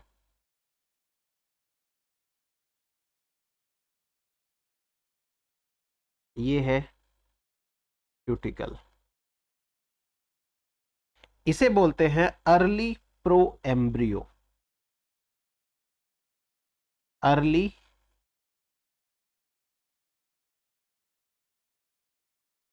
Pro embryo. अब नेक्स्ट टू दिस, ये अर्ली प्रो एम्ब्रियो एक राउंड शेप का एम्ब्रियो बन जाता है, इसे बोलते हैं globular stage. Early pro embryo है, ये ग्लोब्यूलर स्टेज का एम्ब्रियो कहलाता है, globular stage embryo. Globular stage embryo है, उसके बाद में एक छोटा सा नॉच बनता है, उसकी वजह से ये हर्ट जैसा सा दिखता है, इसे बोलते हैं heart shape embryo stage.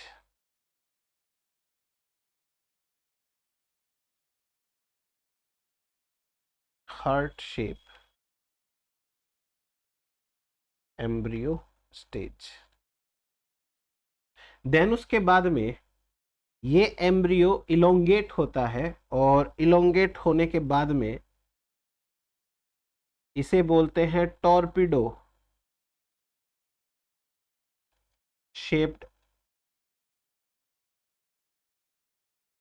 Torpedo shaped embryo stage.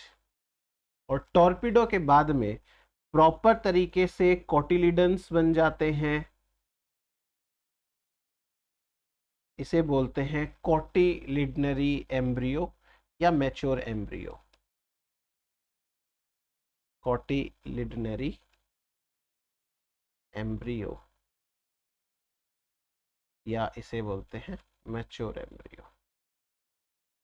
तो आपको ये सारी की सारी चीजें हैं, वो सीक्वेंस ये पूछा जा सकता है। तो अर्ली प्रो एम्ब्रियो, फिर एकदम गोल हो जाता है ग्लोबुलर, देन उसके बाद में हार्ट शेप का हो जाता है, देन टॉर्पिडो, देन उसके बाद में ये बनता है कोटिलिडनरी एम्ब्रियो। अब नेक्स्ट अपन एक सिंपल से ग्लाइकोप्रोटीन की बात करते हैं, ये चीज पूछी जा सकती है। देखो, एक तरीके के ग्लाइकोप्रोटीन्स होते हैं which are secreted by totipotent cells, इनका नाम है एराबिनो ग्लेक्टान, एराबिनोग्लेक्टान प्रोटीन्स, एराबिनोग्लेक्टान प्रोटीन्स, इन्हें बोलते हैं AGP.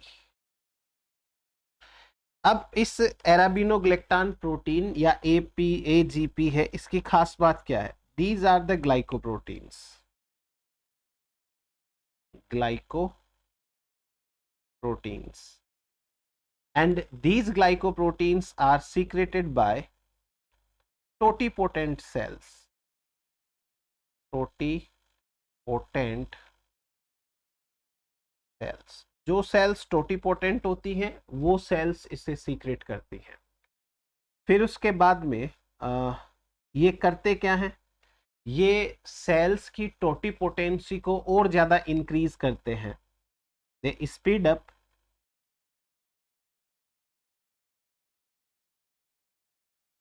the process of acquisition, the process of acquisition of totipotency. तो ये हुआ हमारे पास में इस प्रोटीन के बारे में, इसको याद रखना, क्या पता पूछ ले। नेक्स्ट अपन बात करते हैं एंथर कल्चर की।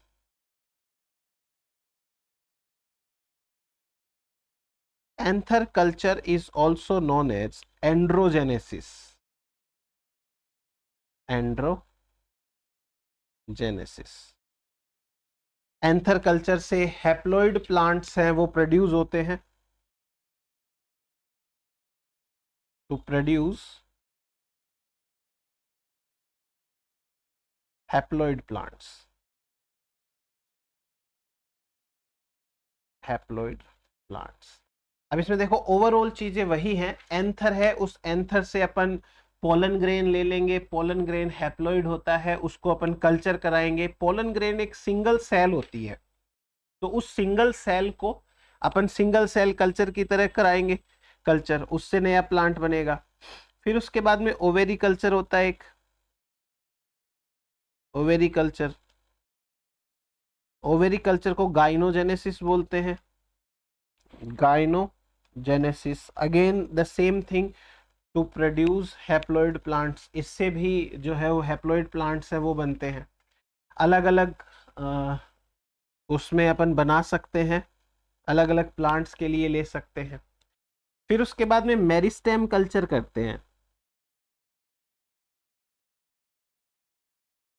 Meristem culture. Meristem culture normal भी, मतलब नॉर्मल पर्पज से भी कर सकते हैं, और specially to get virus free plants, specially to get virus free plants. Virus free plants बनाने के लिए मेरिस्टेम कल्चर करते हैं। तो वायरस फ्री प्लांट, जो कोई प्लांट है वो वायरस इन्फेक्टेड होता है, पहले ये सोचा जाता था कि जो वायरस है वो वायरस सेक्सुअल रिप्रोडक्शन के दौरान नेक्स्ट जनरेशन यानी सीड में पास नहीं होता। लेकिन अभी अपने को ये पता चला है कि कुछ सेक्सुअली ट्रांसमिटेड वायरसेस भी होते हैं जो कि प्लांट के सीड के अंदर चले जाते हैं, वायरस वहां तक पहुंच जाते हैं। अब जो है मेरिस्टेम एक ऐसा पार्ट है जहां पर वायरस के होने के चांस कम होते हैं। तो किसी वायरस इन्फेक्टेड प्लांट से उसका मेरिस्टेम लिया जाता है, उसको कल्चर कराया जाता है, उसे बोलते हैं मेरिस्टेम कल्चर।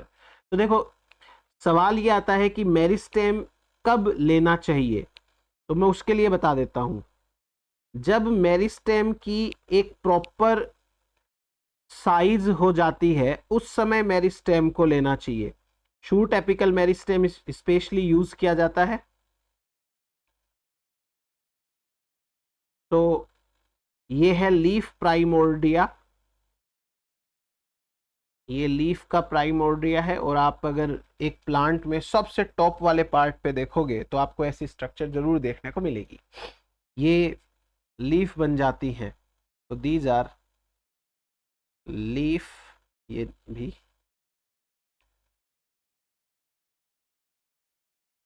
प्राइमोर्डिया। दूसरा एपिकल मेरिस्टेम ये है, इस पार्ट को बोलते हैं apical meristem, apical meristem. So the thing is कि जो शूट टिप है, सबसे ऊपर का पार्ट शूट टिप, इसकी साइज क्या कैसी होनी चाहिए। तो इसकी साइज मान लीजिए कि ये अगर 100 माइक्रोमीटर डायमीटर का है, 100 माइक्रोमीटर डायमीटर, और 250 माइक्रोमीटर लेंथ का है, 250 माइक्रोमीटर लेंथ, तो ये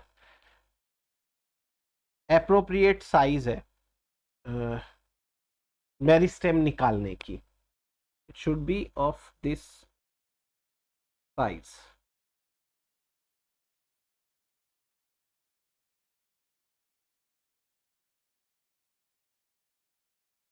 मेरिस्टेम कल्चर इस तरीके से किया जाएगा। अब उसके बाद में मैं बताता हूं आपको सोमेटिक हाइब्रिडाइजेशन क्या होता है। सोमेटिक हाइब्रिडाइजेशन, सोमेटिक हाइब्रिडाइजेशन का मतलब होता है fusion of two somatic cells to produce a hybrid. Somatic hybridisation का मतलब है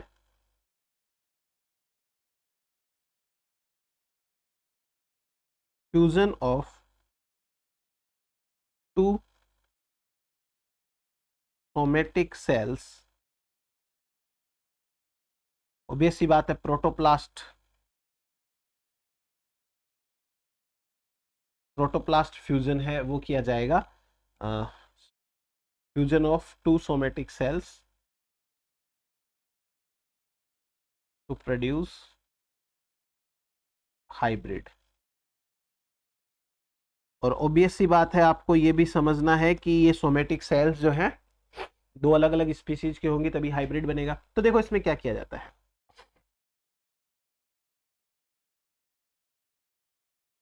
ये मान लीजिए कि कोई एक सेल है और ये इसकी सेल वॉल है एक स्पीसीज की, और ये मान लीजिए कि दूसरी सेल है और ये इसकी सेल वॉल है दूसरी स्पीसीज की। ठीक है, अब इनको सबसे पहले तो अपन ट्रीट करते हैं कुछ एंजाइम्स के साथ में। क्यों? क्योंकि इन सेल्स के अंदर अभी सेल वॉल प्रेजेंट है, जैसे ये सेल वॉल है, ये भी सेल वॉल है, तो सेल वॉल तो हटानी है। तो सेल वॉल हटाने के लिए जो एंजाइम है वो लिए जाएंगे, जैसे पैक्टिनेज, पैक्टिनेज का ही दूसरा नाम है मेसिरोजाइम। पैक्टिनेज का नहीं है, सॉरी, दूसरा एंजाइम है, वो यूज ले सकते हैं। ये आपको लेना है 0.1 to 1.9% सॉल्यूशन बना करके। फिर उसके अलावा सेल्यूलोज को डिग्रेड करने के लिए सेल्यूलेज लिया जाता है। सेल्यूलेज के साथ साथ हेमी सेल्यूलेज है, वो भी लिया जाता है। ये सब मिल मिला के क्या करेंगे, ये जो सेल है इनके सेल वॉल को हटा देंगे, और जैसे ही सेल वॉल हटेगी ये बन गए अब protoplast. Cell wall less cell are known as protoplast. Protoplast. मैं एक बार आपको ओवरऑल जो है वो बता देता हूं प्रोसेस। अब हमें क्या करना है, इन दोनों को फ्यूज कराना है। अब फ्यूज कराने के 3 तरीके होते हैं, मैं आपको वो तो डिटेल में बाद में बताऊंगा। पहला तरीका और जो मोस्ट कॉमनली यूज किया जाता है वो है polyethylene glycol treatment. Polyethylene glycol treatment. Polyethylene glycol क्या करता है, दोनों सेल्स को चिपका देता है, इसे मॉलिक्यूलर ग्लू भी बोलते हैं। ये दोनों सेल को मेम्ब्रेन को पास पास लाने का काम करता है। तो ये 2 सेल्स हैं, ये दोनों काफी पास पास आ गई हैं। अब उसके बाद में नेक्स्ट क्या किया जाएगा, इन सेल्स का फ्यूजन होगा तो एक सेल बनेगी, और इस एक सेल के अंदर आपको दोनों न्यूक्लियस मिलेंगे। ये न्यूक्लियस भी मिलेगा, ये न्यूक्लियस भी मिलेगा, दोनों स्पीसीज के न्यूक्लियस। इसे बोलते हैं हेटेरोकैरियोन स्टेज। हेटेरोकैरियोन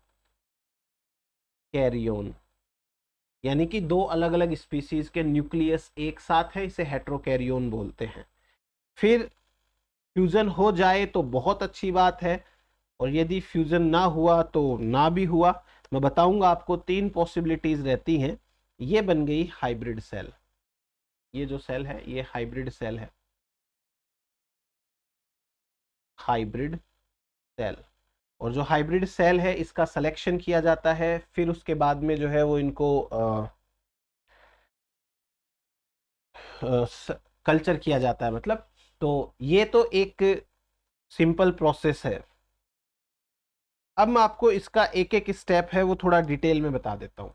जैसे मैंने प्रोटोप्लास्ट वाला तो बता दिया, पैक्टिनेज सॉरी पैक्टिनेज है वो यूज कर सकते हैं, मेसेरो एंजाइम यूज कर सकते हैं, और सेल्यूलेज लेना पड़ेगा, हेम्यूसेल्यूलेज लेना पड़ेगा। अब मैं आपको समझाता हूँ प्रोटोप्लास्ट फ्यूजन का। प्रोटोप्लास्ट फ्यूजन, प्रोटोप्लास्ट फ्यूजन का मतलब है कि बिना सेल वॉल की 2 सेल्स हैं, दोनों अलग अलग स्पीसीज के हैं। मान लीजिए कि स्पीसीज ए है, ये इसकी सेल है, प्रोटोप्लास्ट है ये। और सपोज करो कि ये स्पीसीज बी है, ये इसकी सेल है, प्रोटोप्लास्ट है। अब हम यहां से ना 3 चीजें कर सकते हैं। हमको क्या करना है, इन दोनों को फ्यूज कराना है। तो 3 चीजें पॉसिबल हैं। पहला है high calcium ion,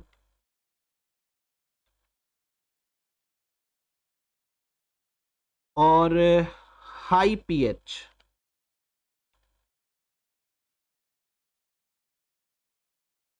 high calcium ion, high pH treatment. फिर उसके बाद में जब ये ट्रीटमेंट दिया जाता है उसके बाद में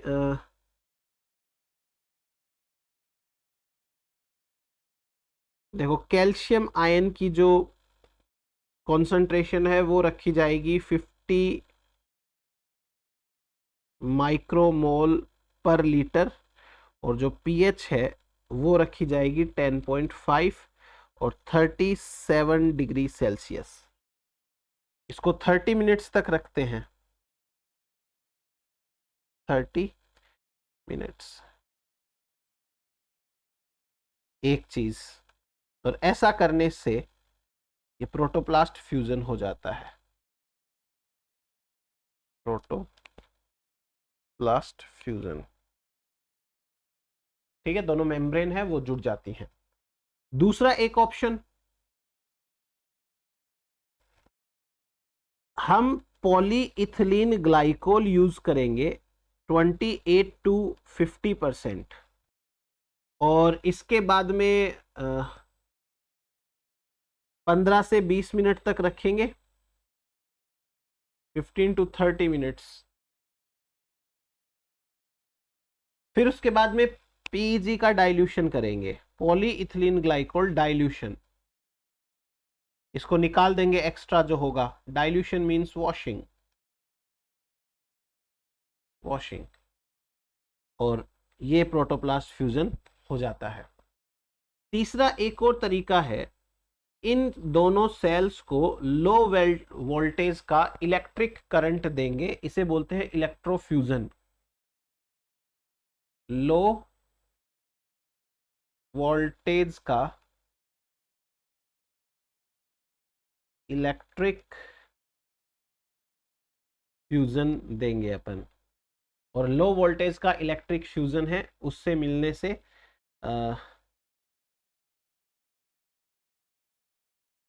प्रोटोप्लास्ट की चेन बन जाती है, एक प्रोटोप्लास्ट चेन फॉर्मेशन हो जाता है। प्रोटोप्लास्ट की चेन का मतलब हो गया कि सेल्स एक दूसरे के पास पास आ जाती है। फिर अपन हाई वोल्टेज का टेम्परेचर देंगे, हाई वोल्टेज है वो कुछ समय के लिए देंगे, और फ्यूजन है वो अपने आप हो जाता है। पॉसिबिलिटी है कि भाई हो ना भी हो टाइप करके। देखो, अब हमें हाइब्रिड का सिलेक्शन करना है। हाइब्रिड सिलेक्शन करना एक इंपॉर्टेंट स्टेप रहेगा, क्योंकि 3 ऑप्शंस अपने पास में देखने को मिलते हैं। हमने सारा कुछ कोशिश किया, जैसे देखो, प्रोटोप्लास्ट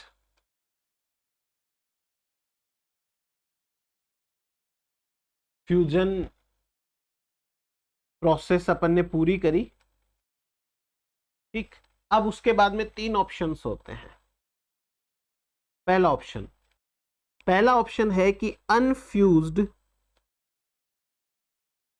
सेल्स या अनफ्यूज्ड प्रोटोप्लास्ट रहे।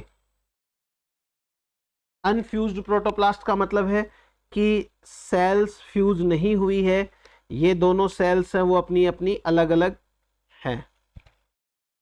ठीक है। दूसरा एक ऑप्शन है, होमोकैरियोन्स भी बन सकते हैं।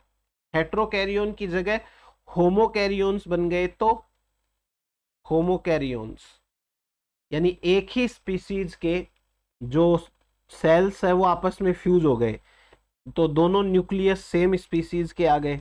ये तो क्रोमोसोम डबलिंग हो गई एक तरीके की, इससे कोई फायदा नहीं होगा। और तीसरा ऑप्शन जो है ये है हेट्रोकैरियोन फॉर्मेशन, हमें ये चाहिए हेट्रोकैरियोन्स।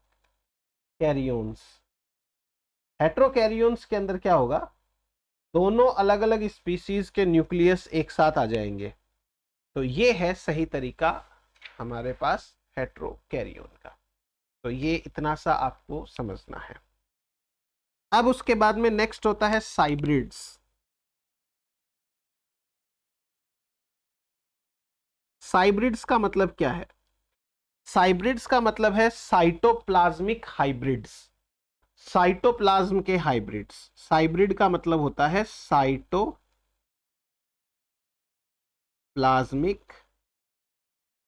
हाइब्रिड्स।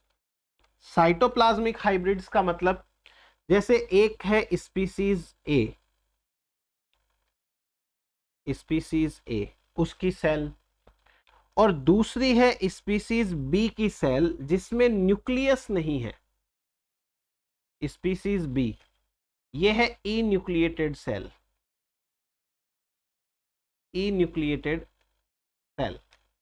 और इन दोनों को जब अपन फ्यूज कराएंगे तो इनमें न्यूक्लियस तो होगा एक स्पीसीज का, और जो साइटोप्लाज्म है वो दोनों स्पीसीज का है।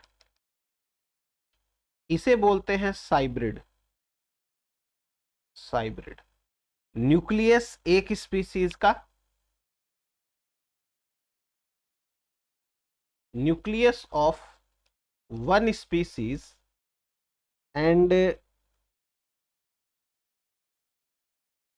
Cytoplasm of two species. तो इसे हम बोलते हैं साइब्रिड्स। ठीक है। अब अल्टीमेटली हमें दो अलग अलग स्पीसीज के साइटोप्लाज्म चाहिए, बट न्यूक्लियस हमको एक ही स्पीसीज का जो है वो चाहिए। न्यूक्लियस हमें एक ही स्पीसीज का चाहिए। तो अपने को अल्टीमेटली न्यूक्लियस एक स्पीसीज का चाहिए। हम ये भी कर सकते हैं कि जैसे पहले बना ले डाई कैरियोन, पहले अपन एक डाई कैरियोन बना लेते हैं। ये डाई कैरियोन बन गया, मान लो दो अलग अलग स्पीसीज के इसमें न्यूक्लियस आ गए। और अब हम टारगेट करके किसी एक स्पीसीज के न्यूक्लियस को डिस्ट्रॉय कर दे। गामा रेडिएशन डाल सकते हैं, बीटा रेडिएशन डाल सकते हैं। तो हम क्या करेंगे अभी, destroy one nucleus by gamma radiation. तो इस सेल के अंदर देखो साइटोप्लाज्म तो दोनों स्पीसीज का बच जाएगा, और न्यूक्लियस है वो एक स्पीसीज का बचेगा। ये भी एक प्रकार का साइब्रिड हुआ। तो ये होता है हमारे पास में साइटोप्लाज्म का साइब्रिड बनाने का तरीका। नाउ जब हम क्रायो प्रिजर्वेशन करते हैं तो बहुत लो टेम्परेचर रखना पड़ता है। ऑब्वियस सी बात है, क्रायो प्रोटेक्टेंट्स की बात करते हैं अपन। क्रायो प्रोटेक्टेंट्स, देखो क्रायो प्रिजर्वेशन जब हम करते हैं तो लो टेम्परेचर मेंटेन करना जरूरी है। अब लो टेम्परेचर से जो लिविंग सेल्स हैं उनको भी डैमेज हो सकता है। इसलिए हमें क्या करना है, कुछ ऐसे केमिकल्स का इस्तेमाल करना है जिन केमिकल्स से वो लिविंग सेल्स बच जाए। जैसे देखो इनका काम क्या है, they protect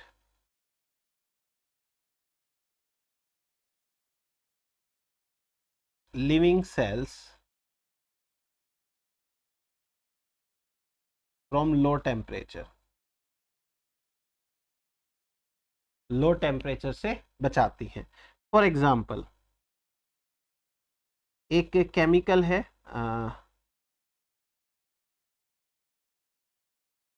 dimethyl sulphoxide, DMSO। इसके अलावा ग्लिसरॉल, इसके अलावा सॉर्बिटॉल, इसके अलावा आपका amino acids like proline,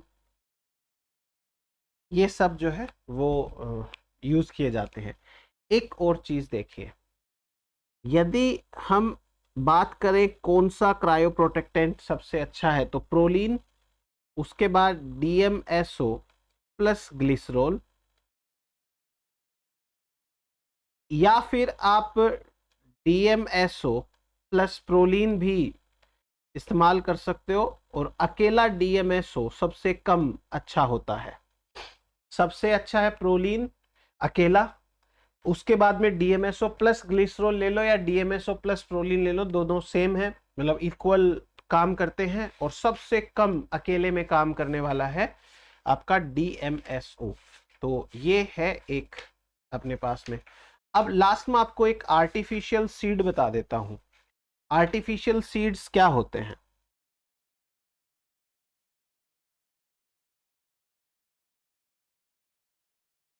artificial seeds, artificial seeds का मतलब ये है कि भाई जो एक सीड इंपॉर्टेंट है, उसके अंदर जो एम्ब्रियो है वो शायद सरवाइव नहीं करेगा उस सीड के अंदर, तो उसे निकाल लो और उस एम्ब्रियो को एक जेल के अंदर, सोडियम एल्जिनेट का जेल होता है उसके अंदर डाल दो। या फिर हम ये चाहते हैं कि किसी सीड को अलग तरीके से स्टोर करना है तो उसका एम्ब्रियो निकाल दो। तो आर्टिफिशियल सीड का मतलब ये है। क्या किया जाएगा? जैसे मान लो एक नॉर्मल सीड है, नॉर्मल सीड। अब सपोज करो कि ये जो सीड है, इस सीड के अंदर ये तो है सीड कोट, सीड कोट, ये है एम्ब्रियो,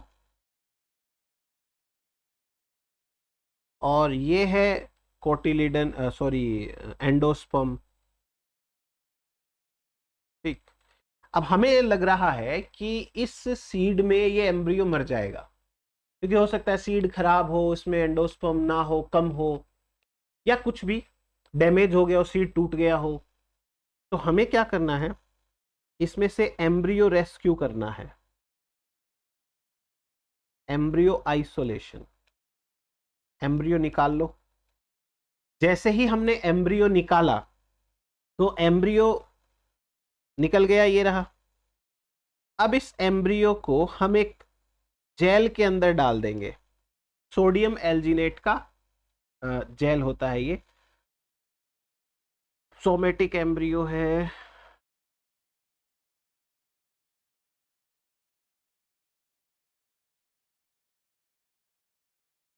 सोडियम एल्जिनेट जेल, इस जेल के अंदर ऑल रिक्वायर्ड न्यूट्रिएंट होते हैं। ऑब्वियस सी बात है, ऐसे ही तो नहीं छोड़ सकते। तो ये जेल का अपने पास में बीड बन गया और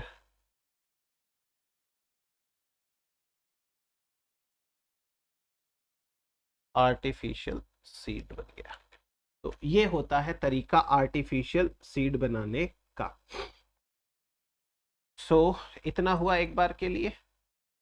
इसमें एक छोटा सा करेक्शन कर लीजिएगा, ये कैल्शियम एल्जिनेट होता है।